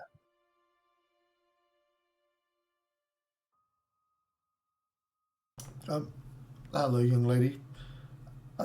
Where did the bank move to? Do you know?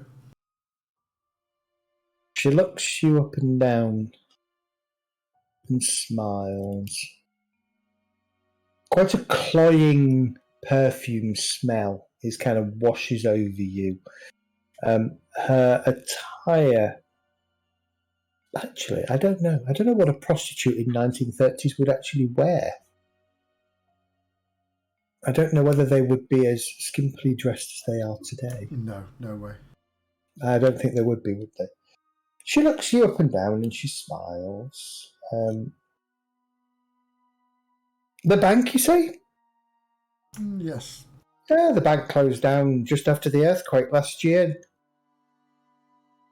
Did they move? I don't know where they went to, but they closed everything down.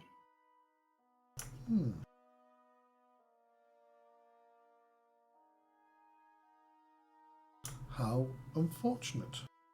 Are there any notices on the boards? No. If there were any, they've been ripped down. Yeah, it's unfortunate for the bank, but it's not unfortunate for you. Pray tell, why not? Well, you seem like a man that could do with a bit of relaxation. And what's your name? Dolores.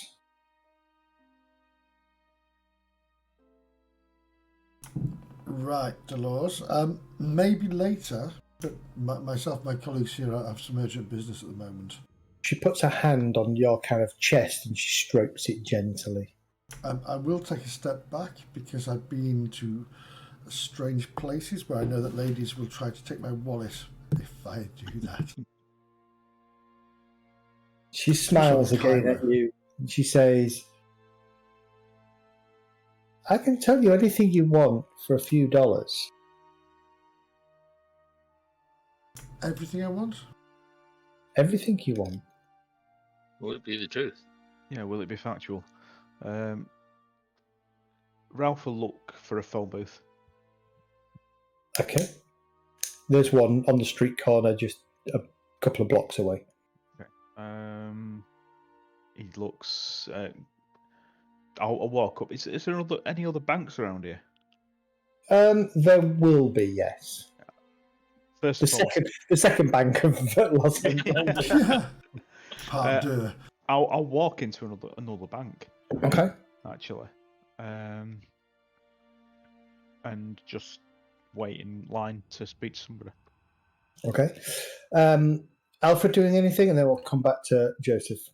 I'll have a look through the doorway where the I'll bum tell went. I'll tell these guys. I'm just going over to that bank to see what I can find out. Okay. Yeah, great, Ralph. That's I'll follow where the bum went. Look in the building, see what's Okay. happened to the inside. You stick your head almost through the building, and the smell just assails you. Urine, sweat, dirty bodies, alcohol. And you can see inside now there's probably 24 men and women just kind of laid and strewn out all across here. There's empty beer bottles and wine bottles just scattered around. It does not smell very good. No. Is it lit?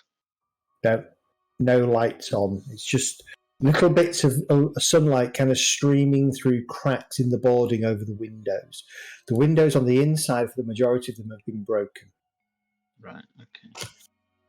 So there's no way to tell whether you can get into the back where the boxes were. There are doors that way, but you'd have to walk through the crowd. I will do. Okay. Joseph? She smiles at you and says, "Yes, honey. For a few dollars, I can tell you what you want to know." I'll give her $1 just to keep her entertained for the moment. She looks at the dollar, she looks at you, and she shakes her head. Okay, not a problem, and I'll just move away. Okay. Move away. So I'm just going to stand by the car. She goes back and she just propped herself up against the hoarding and she just stares at you from across the way. And then her attention's diverted by somebody else walking past and she engages them in conversation. Okay, waiting in line. You are number 4 in line. Okay.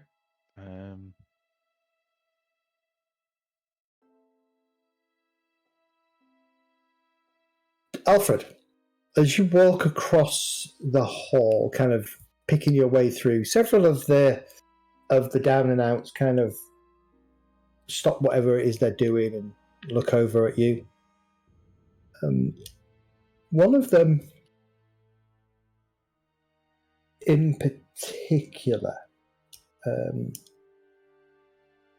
seems to stare at you. He is quite ugly in the sense that he's very pockmarked, distinct pocks all over his face. But he's watching you with a sort of a half-toothy grin where he's kind of missing a few teeth. Okay, I'll stare him down. Okay. And then carry on. He, but keep an eye on him. He watches you kind of go to the back of the room. There are a couple of doors there. One looks to go into maybe the manager's office. Another one looks to go further into the building. Okay. I'll look at the manager's office. See if the door's... The door is closed and locked. Okay.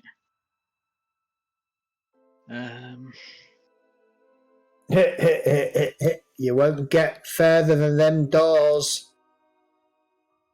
Is this the guy that was staring at me? Yeah. You know what happened to the deposit boxes that were here before it closed? The dick took them. The who? The dick.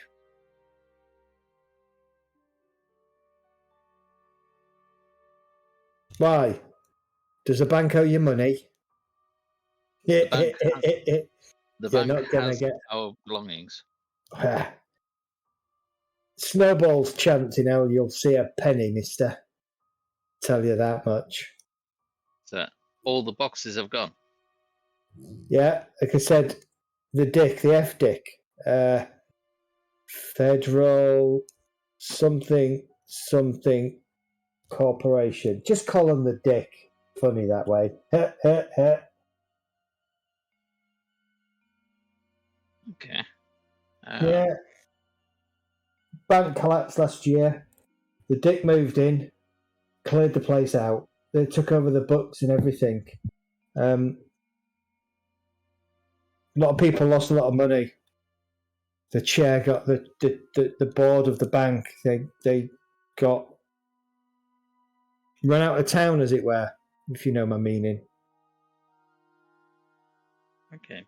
Do you know how I'd get in touch with these people to try and get things? Do you know how I'd keep myself fed tonight? It can be arranged. I've got Food friends first. outside. Food first. I'll tell you what I know later.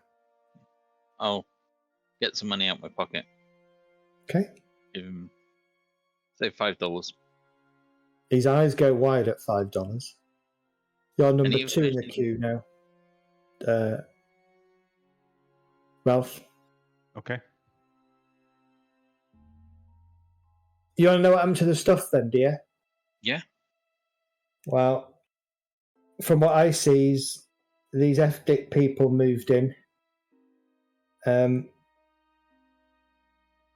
I guess they took everything. Well, I know they took everything, like the bank's physical assets and stuff.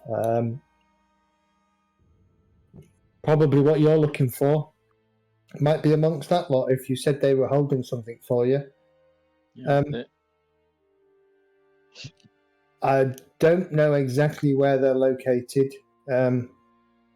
Not really the kind of thing I pay attention to be honest. Just trying to make ends meet and earn a bit of crust every day. It's really hard since the Depression, Yeah. You're lucky to have a job. It's been tough. I guess you could maybe find the Federal building or something in Los Angeles. Might be the place to start. Yes. Thank you. You've been very helpful.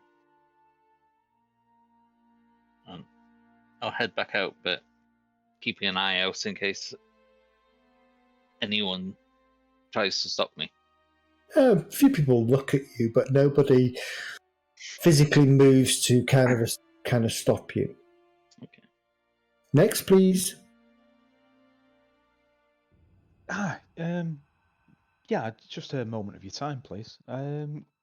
The First National, the Bank of New York, Long Beach, that was across the road. Where is that?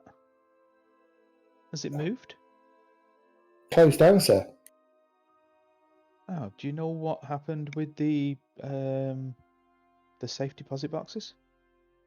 I can only imagine the FDIC moved in and took everything. That's usually what happens. The Federal Deposit Insurance Corporation, yes. Yes. Do you know where they're located? Don't know specifically where their offices are here, sir. But I know their main office is in the centre of Los Angeles, the Federal buildings. Wonderful. Thank you for your time. Sorry for bothering you. Thank you. Next, please.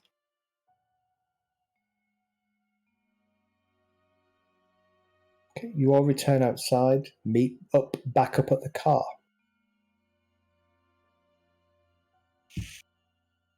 So how did it go? People staying in there believe everything has been taken out of there. The back areas were locked up, so I didn't get very far into it to check myself. But helpful guy in there said that the dicks had turned up and taken everything. His words.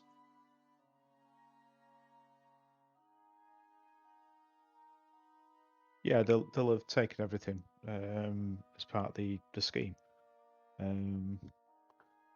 So I went to the bank and they said that probably at the federal buildings is the head office, but we can find out.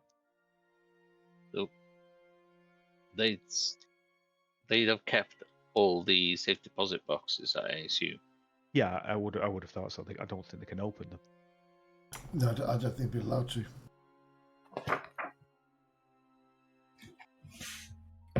Okay. Okay, let's Just go yeah. harder to. Are we going to need to provide proof of identification to get hold of the box now? We won't have that.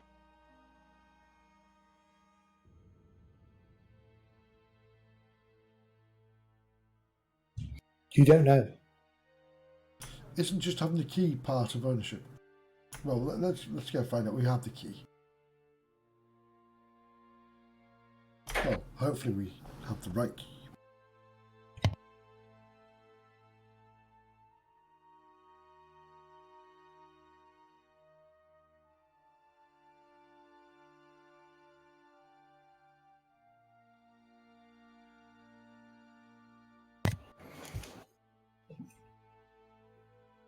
Got an annoyed child because he's got school time Wi-Fi enabled, which means it goes off. It goes off early.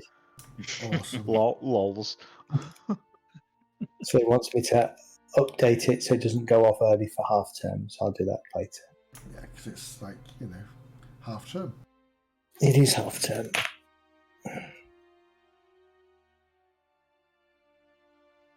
Right, okay. I suppose we need to find out where it's just, where it is. So we can either go looking for it, or I'll actually go to the phone booth now and look for it in the phone booth. Okay. And while you're doing that, I'm going to lean across and ask Larry if he knows where the federal buildings are. Downtown Los Angeles, sir. And you could take us there? No, with ease, sir. Looks like that's the next stop. I see Ralph going down the road. I'll say, Ralph, Larry knows where they are. Are you inviting your lady friend? I saw you getting friendly. No.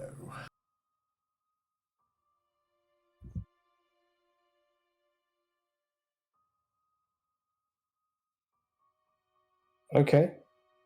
He sets back off, and you can get the actual address from the phone book, so that's not a problem. And then he will,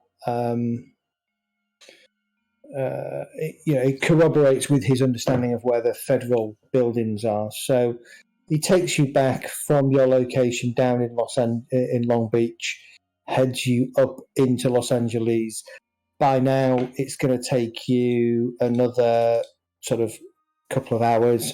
So by now, you get to the building and it's late afternoon, about 4:00 in the afternoon. You walk in through the front door. It appears to be a fairly typical Art Deco kind of building.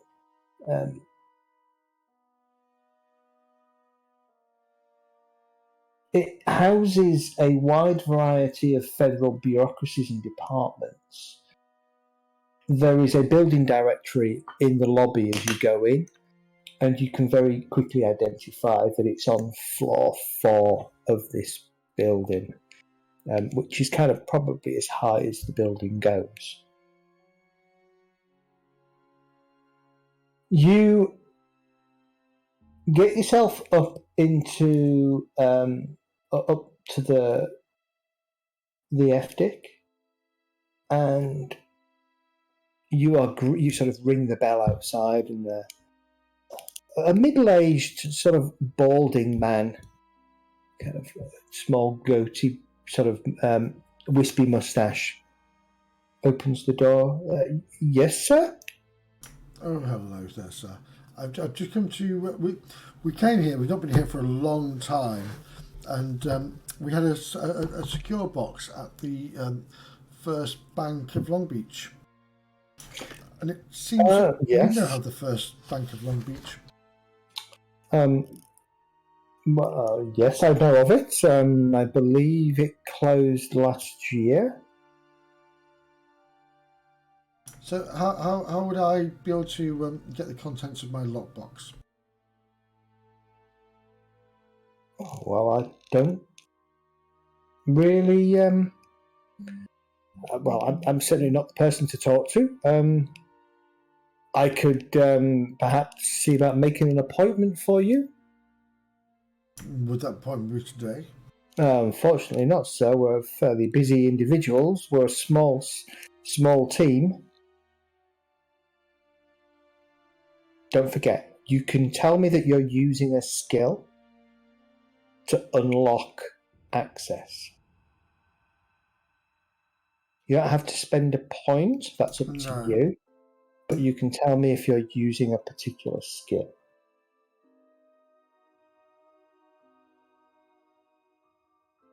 Do you know, I'm going to use a bit of flattery. Okay. Again, yes. And I will use a point as well. All right. Oh, okay. You're making this really. You're very okay. Spend your point.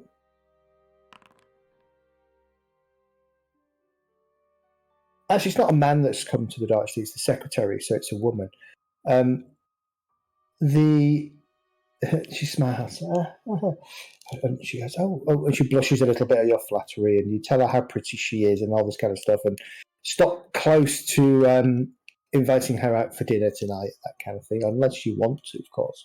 She's not unattractive. She's not stunning, mind you. She's just an average woman.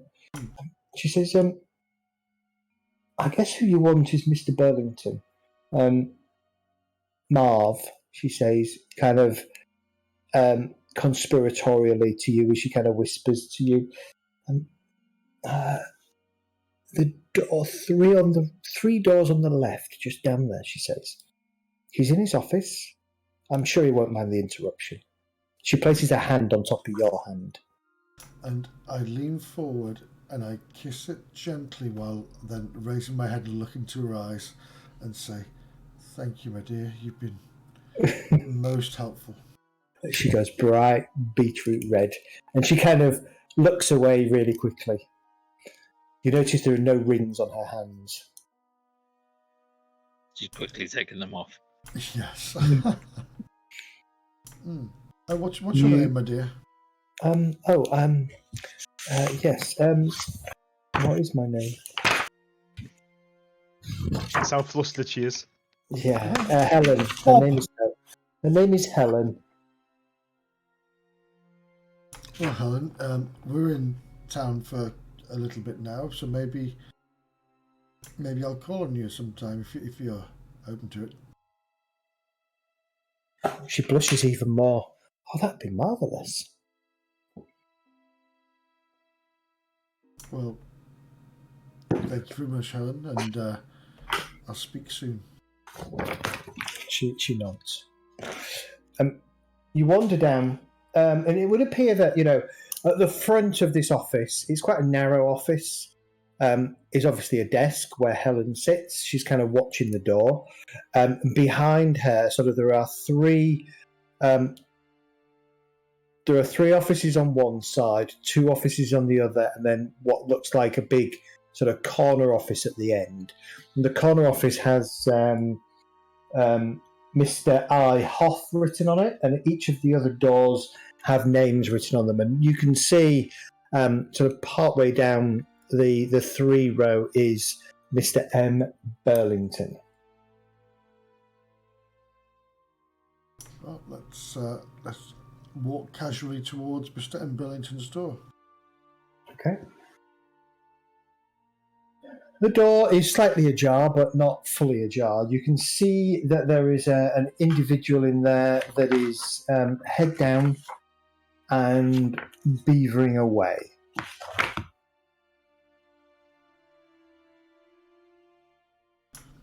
Ralph, maybe this is your... Well, you have the social standing, so... Well, that's true, but...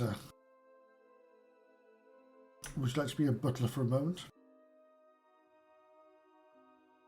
I'd rather be your accountant. Oh, that's even better. What does that make Alfred? Don't say he's your driver or your butler. That would be stereotypical. Alfred's to help. Yeah, Okay. and Ralph's assistant. I've got accounting as well. Okay. Your accounting is probably a bit better than mine, to be honest with you. So. Only got 2. Yep, I'm not an accountant. Oh, I've got accounting. You knock on the door, and without looking up, yes?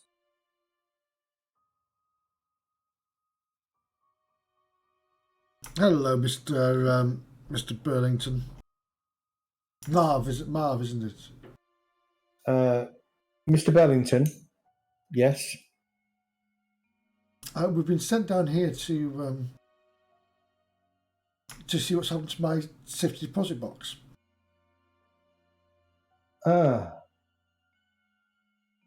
Indeed. And why would I be interested? It was the first bank of Long Beach.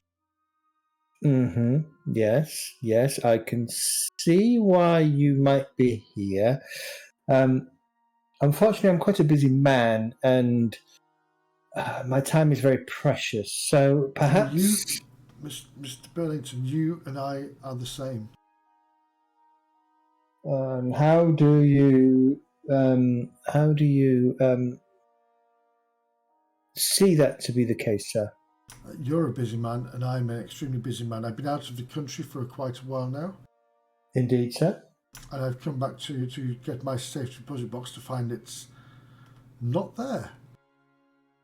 Imagine my surprise. Oh, okay. And so you just want to know where your safe deposit box is? And to access it, of course. Well, if you say who you are,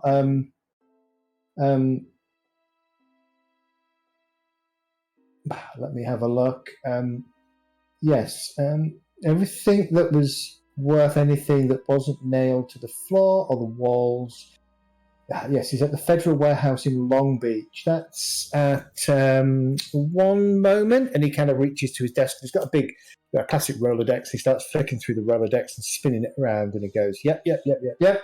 Got it. And he scribbles out an address, and he goes to hand over the address to you. I will lean forward.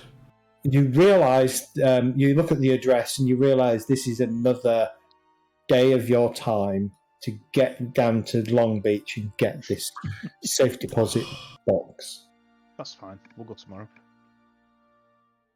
However, again, you may choose to try and influence the man in a way by spending a point in a skill. Let me know what skill you're thinking about doing and how you're going to do it, and we'll see if you can change the outcome a little bit.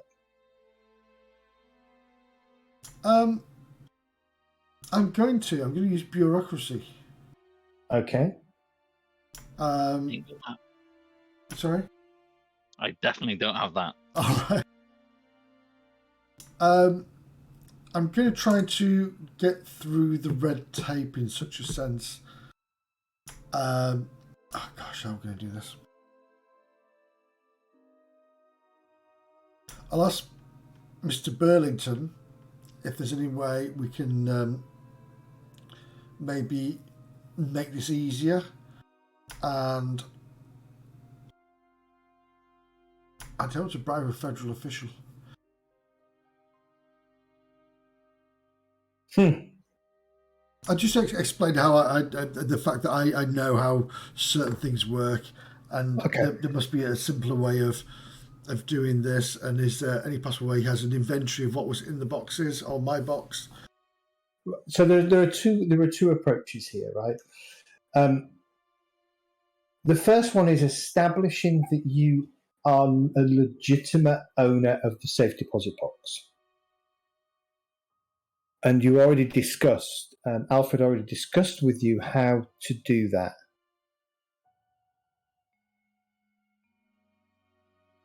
Okay. So you can absolutely spend 1 point of bureaucracy Mm-hmm. to try and cut through the red tape, and you need to show him a bit of proof that you have a legitimate interest in the safe deposit box. So you show him your key. I do indeed, yes. Okay.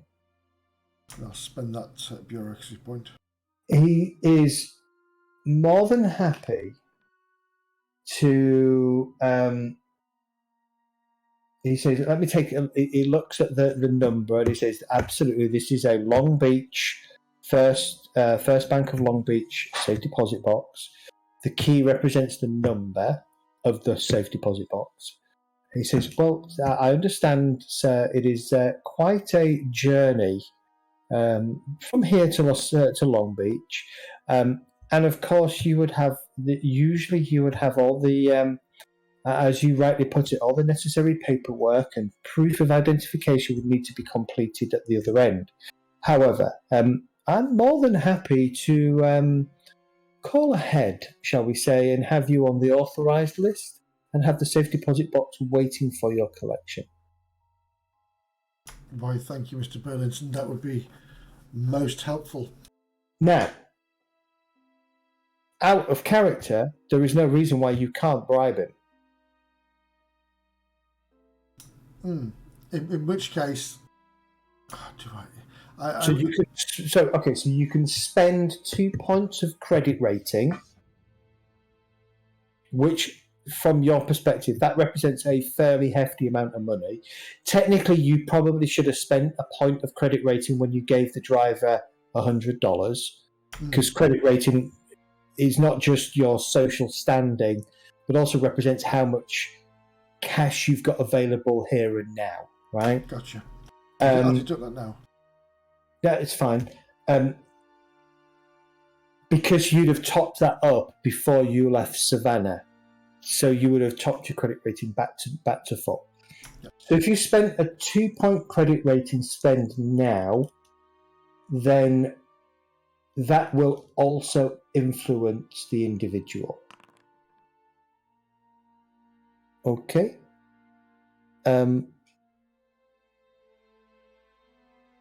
As you're chatting to him, you kind of, you drop a couple of hints like nice meal for him and the wife, that kind of thing. You don't necessarily offer him cash, but you offer him luxuries and pleasures. And after a few moments, he kind of sits back and kind of looks up and looks at you and nods to you to close the door. Done. Well, Mr. Westmore, was it? I believe. Mm-hmm. That sounds like a very good arrangement.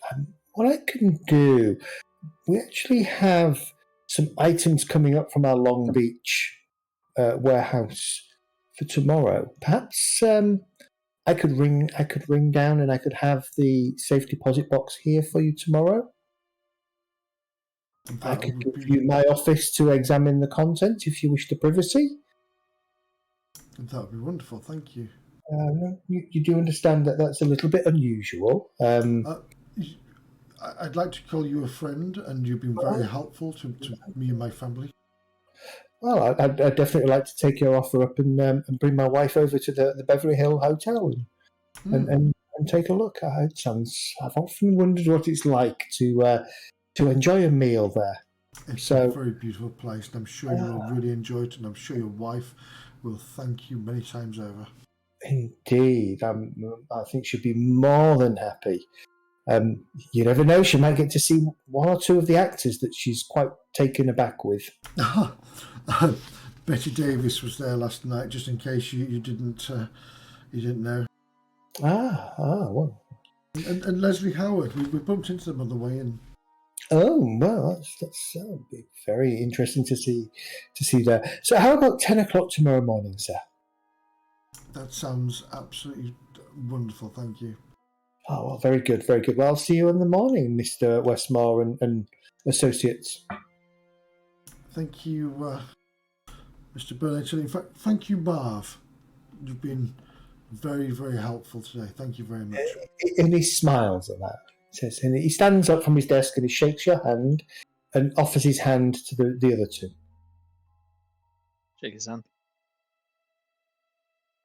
Okay. You head on out, back across town from sort of central Los Angeles. Oh, God, I forgot. It's completely different. Oh, no, I've not got pings enabled on here now. Back over to your hotel. By the time you get there, it's kind of 5:30 in the afternoon. So that's how bureaucracy works, is it? Yeah, Can be. That's how corruption works. That's the word I'd have used, but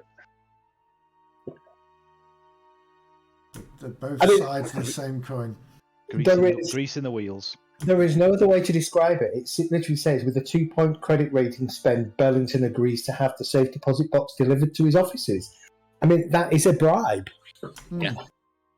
You know, credit rating represents your ability to get things with cash or other luxuries.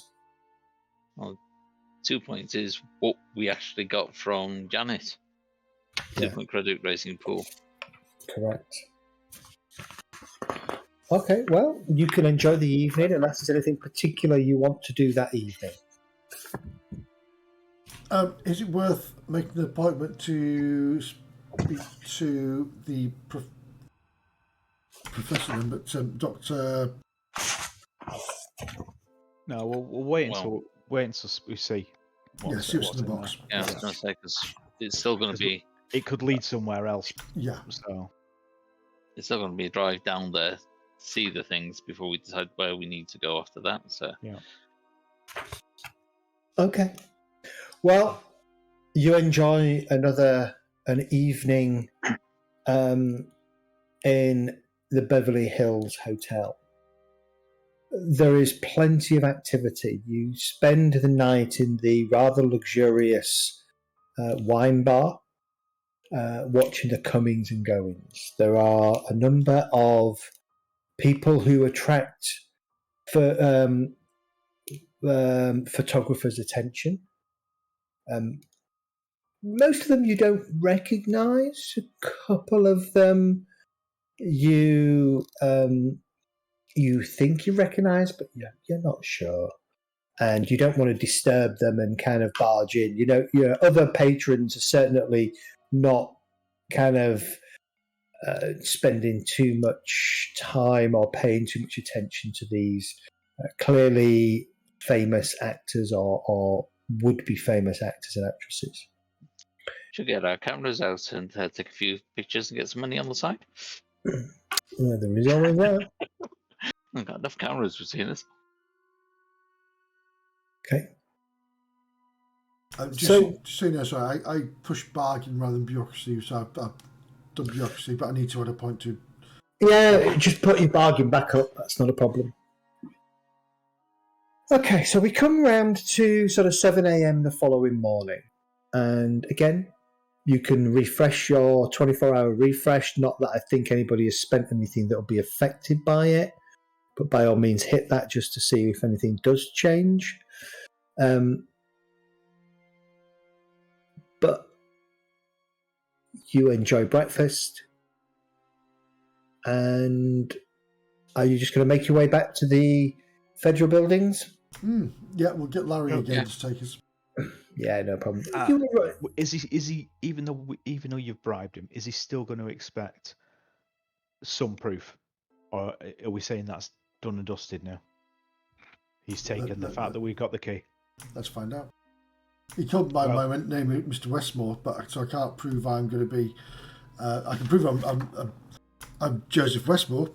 Yep, but the actual thing is Right, under somebody else's name. Yeah, I can't prove that I'm going to be. Douglas Henslow. But he didn't ask that. He was just. Yeah. Well, you get back to the offices, and as you arrive, the lovely Helen, the secretary, Miss Page or Ms. Page, she has clearly gone to the extra lengths to make herself presentable today.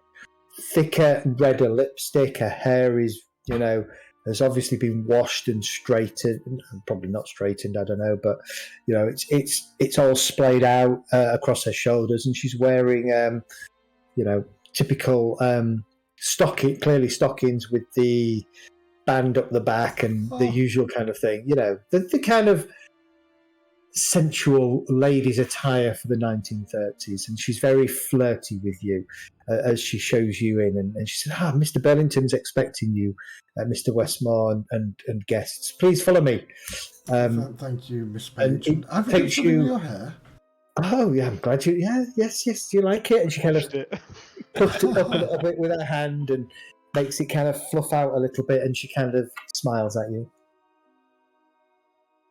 And Ralph will take a sidelong look at Alfred and just shake his head. I'll just nod. And she kind of escorts, and she walks quite close to Joseph in her high heels, making her look a little bit taller. And she takes you to Mr. Burlington's office, where Mr. Burlington is sat, and on the side desk you can see a lockbox, a safe deposit box. Mr. Westmore and Associates, please. Thank you, Miss Page. Could we have refreshments, please, Miss Page? Indeed, Mr. Burlington. And I'll stride across. I'll extend my hand and say, "Hi, Marv. How are you today? How's your wife?" Oh, she's very, very good. She's very excited. Just wondering. She's told me that they're expecting. I had it open. 1930s movies.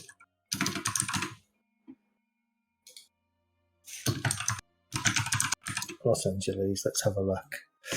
Have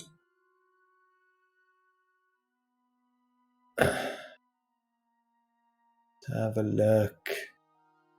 1934. She says, yes, my wife tells me that Mr. Laurel and Mr. Hardy will be guests of the Beverly Hills Hotel this tomorrow evening. And she wanted me to ask if it would be impolite of us to suggest dinner tomorrow night. Do you know, Marv, for your wife, I don't see why you're not. You cannot say no to the woman you love. So yes. Excellent. 8 p.m. 8 p.m.'s fine. Very good. I'll see you 8 p.m. tomorrow evening. Perhaps I could bring along Miss Page.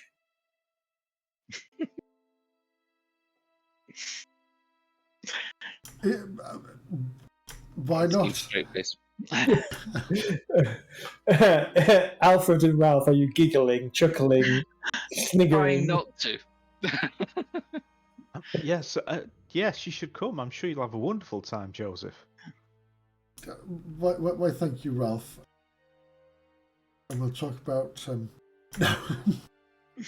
need to get disguised so Ralph can look like me. I have got the disguise skill. Perfect. So the film is about a jungle movie star called Schnarzan.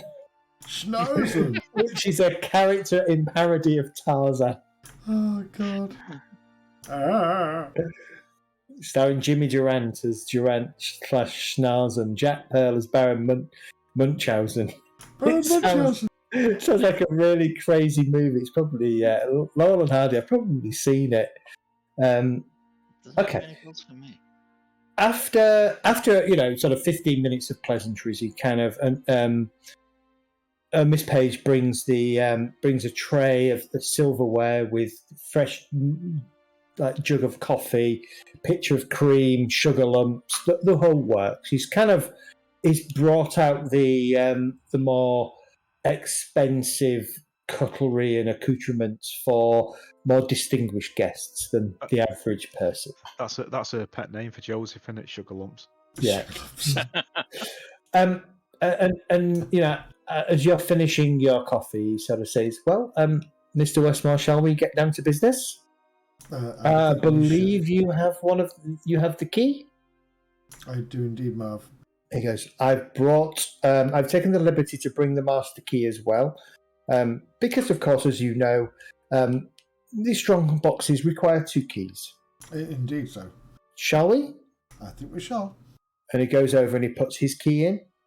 And I'll put my key in. You both turn the keys. There is a distinct click, and the lid just lifts slightly. And he says, well, gentlemen, I will leave you to it. Please, when you're finished, just tell Miss Page that you are done, and I will retrieve the contents and send them back should there be anything that you choose to leave. Thank you very much. We won't be long. No, it'll take as much time as you want, and I will see you tomorrow, 8 p.m. You will indeed. And would you like me to send a driver around to pick you and your good lady wife up? Oh, would you mind? I don't Oh, mind. my wife would love that. In for a penny, in for a pound. Well, And he scribbles an address on. He scribbles an address on the paper. It would turn out to be kind of a typical middle-class suburban address. Nothing fancy, nothing that screams rich. He's probably got a credit rating of 3, maybe 4. Nice to treat him. Oh, won't you? Oh, and he also, Miss Page will give you her address and say, it'd be really good if I could join you for dinner tomorrow as you're leaving. Okay. So he closes the door behind him, and you now notice that all of the glass curtains and things have been pulled, so you have utmost privacy. The fox and scream in horror. Yeah. Well, I'm going to just step back and let the people who know what they're doing do what they do. Okay. At which point Ralph and Alfred look around. Yeah. The ones that are a little desensitized to anything horrific. Okay. Which I think is just me, really. Looking in the safe deposit box, there are 2 things. There appears to be in an envelope, quite a thickish, this kind of thick envelope with that thickness worth of items inside it. And there is a thick black book, a ledger, that both, even with your limited accounting knowledge, but definitely, Alfred, your accounting knowledge, you both recognise as a ledger, a book of accounts. Okay. Open the envelope. Check. Is it photographs? It is photographs, about a dozen.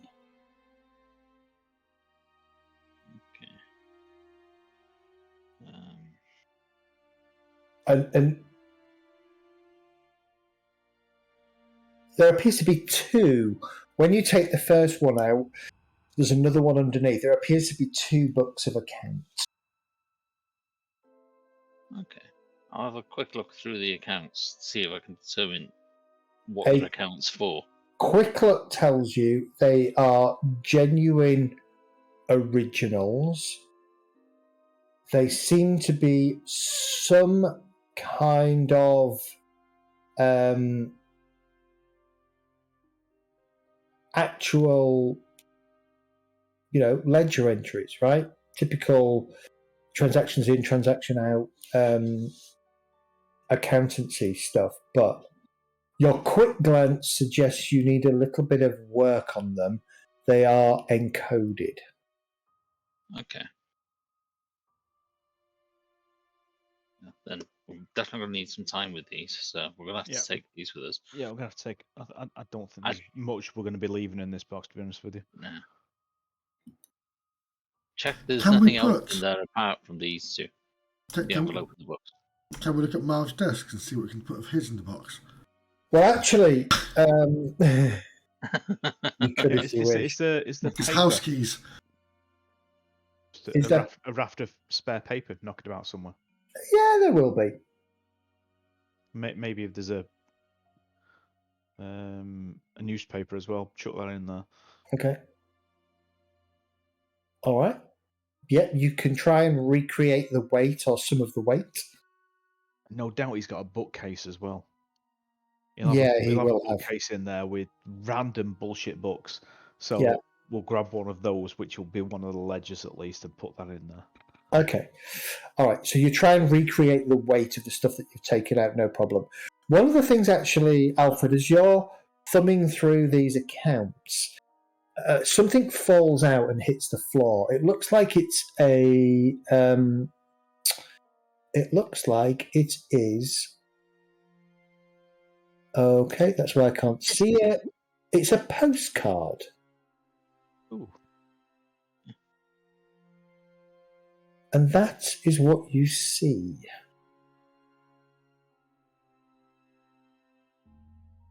Huh.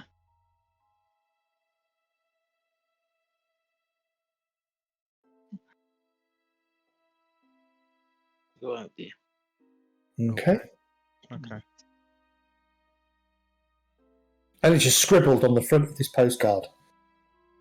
Echevarria equals black, Bushvald equals town car. Just quickly go through the ledger and flick through quickly.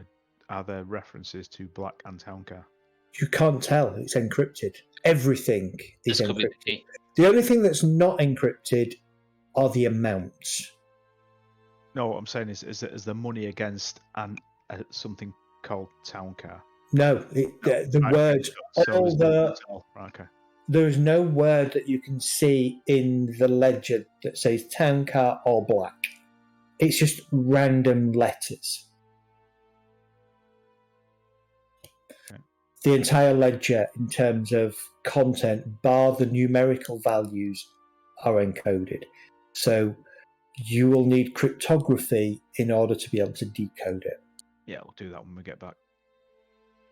You got cryptography? I can spend a point. I haven't. I can also spend some time tonight brushing up on my cryptography. And yeah. I mean, Ralph, you're ancient. You're that's absolutely fine. I wouldn't. It's a skill that you've had in the past and have probably forgotten. Not really had call to use it. So spend a bit tonight and then a couple of days to decode it. That would be fine. Yeah. Okay. The other thing, obviously, is this sheaf of photographs. I'll have a quick look through those. But only a quick look.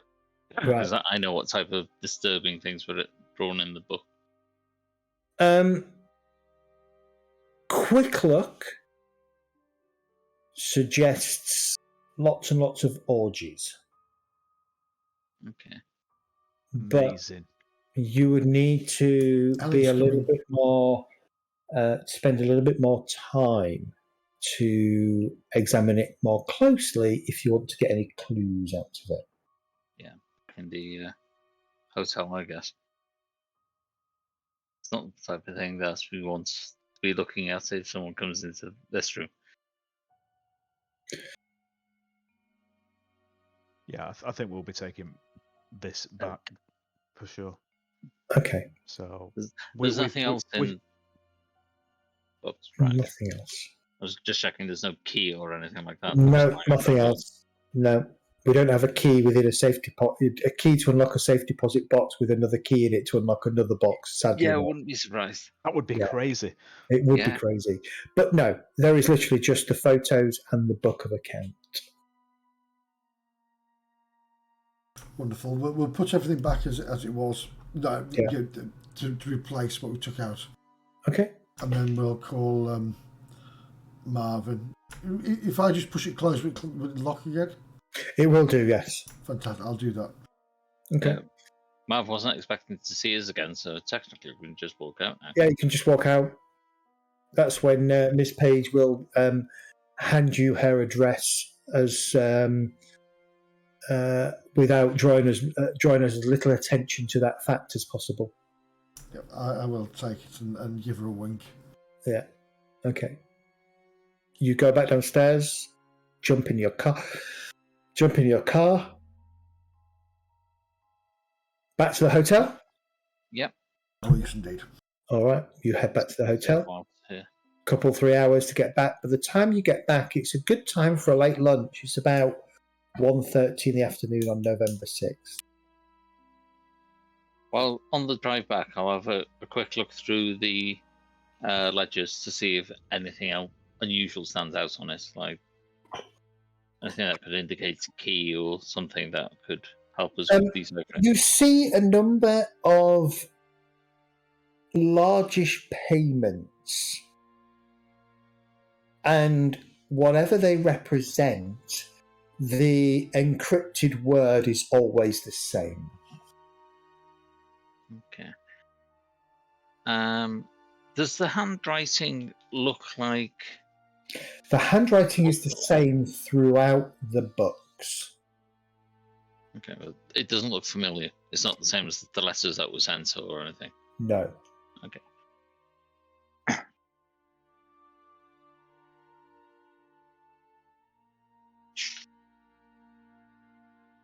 Okay.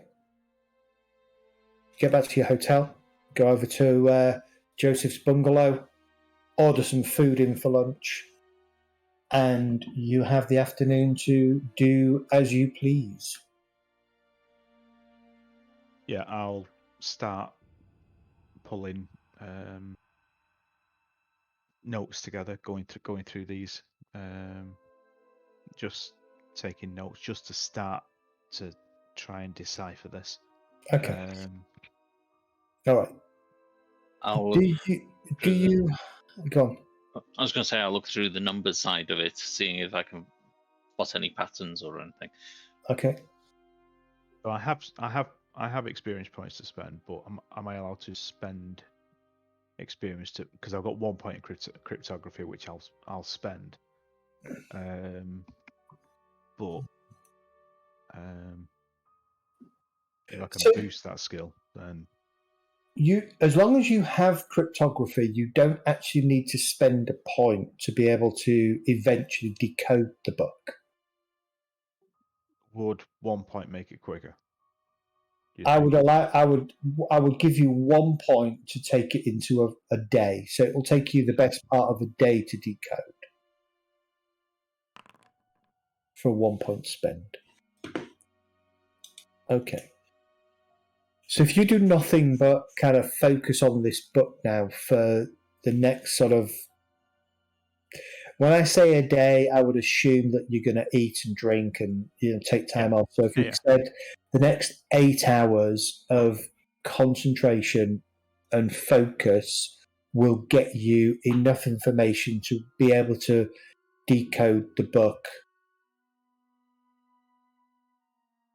to be able to decode most of the book or books. Okay, so that will take you to... Actually, it'll take you to 9 p.m. tonight.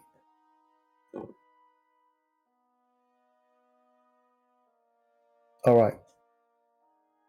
Who's looking through the photos, if anybody? I'll take a look through the photos then. Okay. I'll kind of look over your shoulder. All right. Can both of you make a 1 point stability test? So reminder, target number is 4. You will lose 1 point of stability if you fail to hit the number. You can spend if you wish. but you will also lose that point of stability. So there's no point. So on a 1 point, there's never any point. Yeah. Okay. There we go. That's because I said earlier on I've been rolling well. Correct. Okay, so Alfred, you lose a point of stability, please. Joseph, you're okay. Perhaps because you've been to a couple of parties similar to this in the past? You know? That person looks like you. Maybe. The photos are perverse and disturbing pictures taken from concealment. And actually, you know, Alfred, your eye is drawn to that. Whoever's taken these photos was actually a very good photographer. Knew how to hide themselves very well in order to get and still capture the image that they wanted. Each photo captures between 3 and a dozen people engaged in depraved sex acts in a variety of interior and exterior locations. The photos are not titillating, even to Joseph. You know, whether you are a hardened or a kinky investigator, they just do not turn you on at all. Slightly more than half of the photos seem to have been taken indoors in one or more residences of opulent yet tasteful decoration and costly furnishings. A few of the photos taken outside in private gardens. 2 photos were taken in the same non-opulent working-class apartment or servant room. Those in the photos are well coiffed and some wear elaborate jewellery, although there is no clothing and evidence to give clues as to the social status of individuals shown. There is, let me just double check. Yeah, okay. There is one man that appears to be of Latin American descent that can be seen in all 12 photos. Cavari, I bet. Whoever it is participating with obvious gusto in all of the various activities on display. So all of them, we can see their faces on them. Not They're not- all of them. It's not all faces. I mean, Yeah, some they're not faces. wearing masks or anything. Correct. No. They are naked apart from elaborate jewelry. I mean, some faces are down in pillows and things like that. You know. Yeah. You know what I'm saying. Yeah. Interestingly, 2 of the interior photos, you can see one Edgar Job participating with obvious enthusiasm and gusto. Much younger in the photos than when you saw him in Savannah.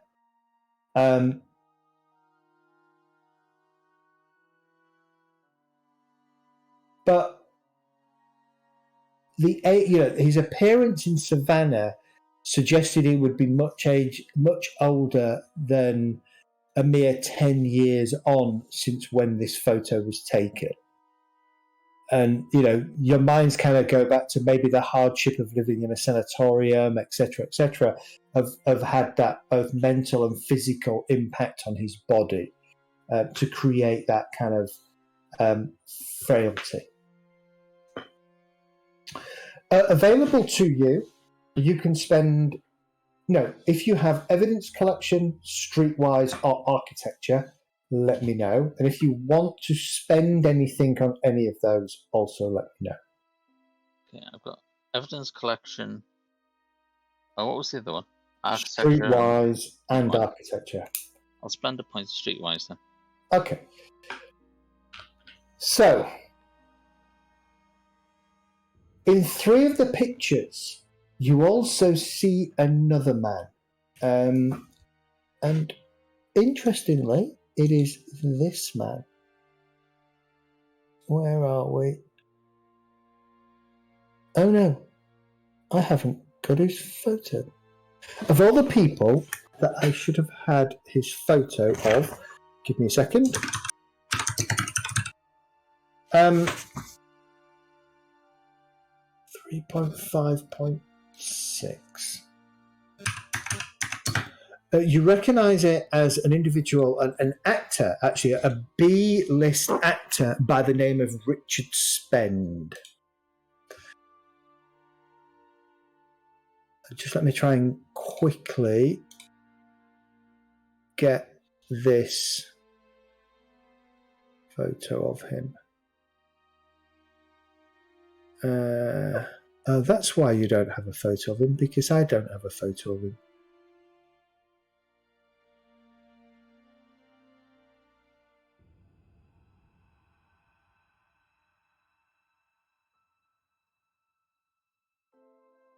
No, I don't actually have a photo of him, so I can't really. I can't show you it.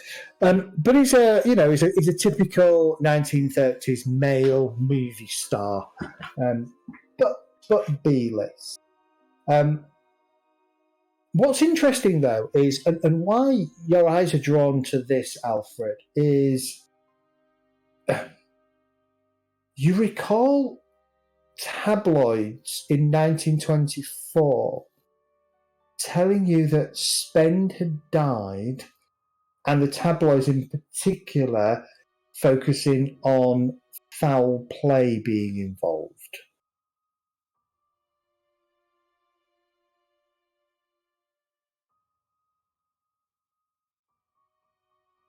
And did you say you've got architecture as well as a skill? No, I've got evidence collection as a skill. Okay.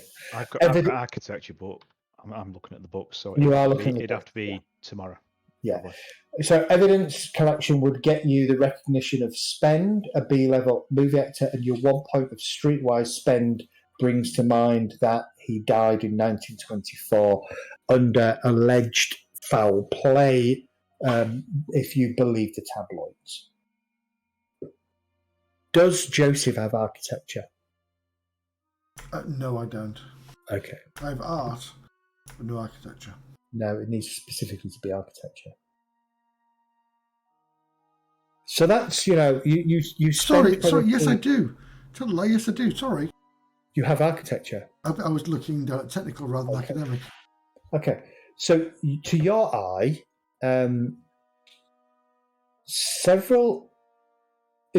all of the photos, apart from the last two in the bundle, share the same location, a single mansion and its grounds.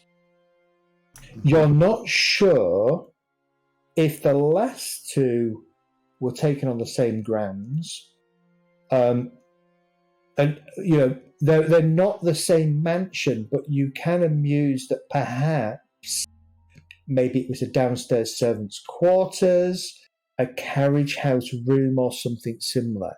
So it could be within the same grounds as the mansion, but a different building, or a different part of the mansion that hasn't previously been used, or it could be a completely separate location. It's just too hard to tell on those last two photos.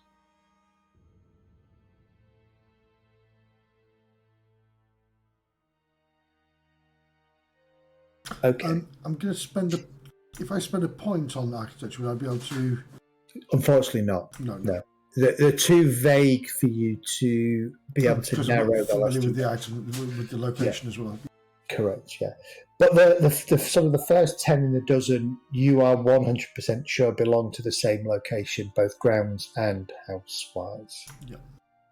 Okay. So as you ponder all of that information,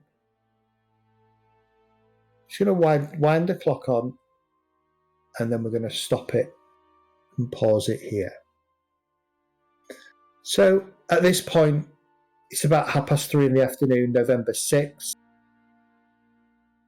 Ralph is head buried down in book of accounts. Joseph, Alfred, the pair of you have kind of finished poring over these photographs. You've looked at them from every angle for the last couple of hours, and not in a sexual way, but literally just trying to get information. Is that physically possible? I glanced, I kind of glossed over something that you said. And I'm going to leave it as an open question. You don't know, and you can't necessarily at this point be 100% sure that the same man that you see in all 12 photos is indeed Echevarria. You can have your assumptions, but until you can find somebody that can actually categorically tell you that it's him, you can only assume that it is. Okay. Would it be possible to take a photo of a photo just to focus on his face, so we could use it as an identification without showing the whole photo? If you give me a 1-point photography spend, then I'll say yes. Yes, I will do that.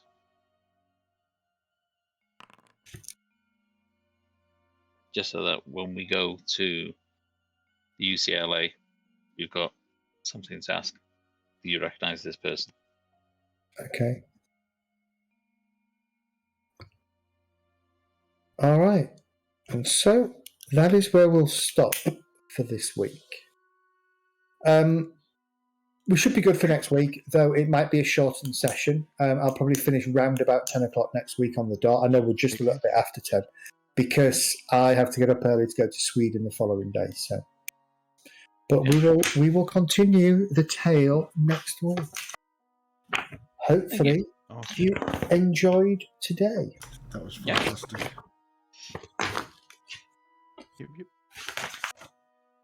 I love the I'm guessing, yeah, the car chase is good, isn't it? I like this in the sense that because you're not using a grid, you're not using a combat map, you're not tied to that, and so you can start to imagine and you can start to play around with actions and activities and put a bit of colour and a bit of spin on it. Narrative, yeah. Yeah. Well, this day we're not going to be doing anything else because in the evening, Joseph's got a date. No, not tonight. It's the following tomorrow evening. night. Tomorrow night, is it? 7th of November. That's why he's wanting to hurry up because he wants us out of town before that. Yeah. See, we can't travel much tomorrow because he's got to be back in time to get ready for his date. That's it. He's got to get ready, hasn't he? I'm just going to tell the drivers in the morning to go pick them up, and if we're back, we're back. If we're not, we're not. And if we have to make sure that you're back for this day. Yeah. Oh yeah, In fact, we'll go off on our own if we need to. You could stay. Yeah. I'm going to go out to the coast and buy a squid, and I'm going to wear it as a hat. and change our name to Cthulhu. I was going to say, is that going into the D&D game where we're meeting the Illithids? Yes. Oh dear. Nothing to see here. Nothing to see here. All right, gentlemen. Wonderful session tonight. Thank you very much. Thank you. Cool. I'm going to log into V Rising and see how my my slave has done. Your servant, you mean? I'm going to do exactly the same thing. Yeah. Anyway, I'm going to bed.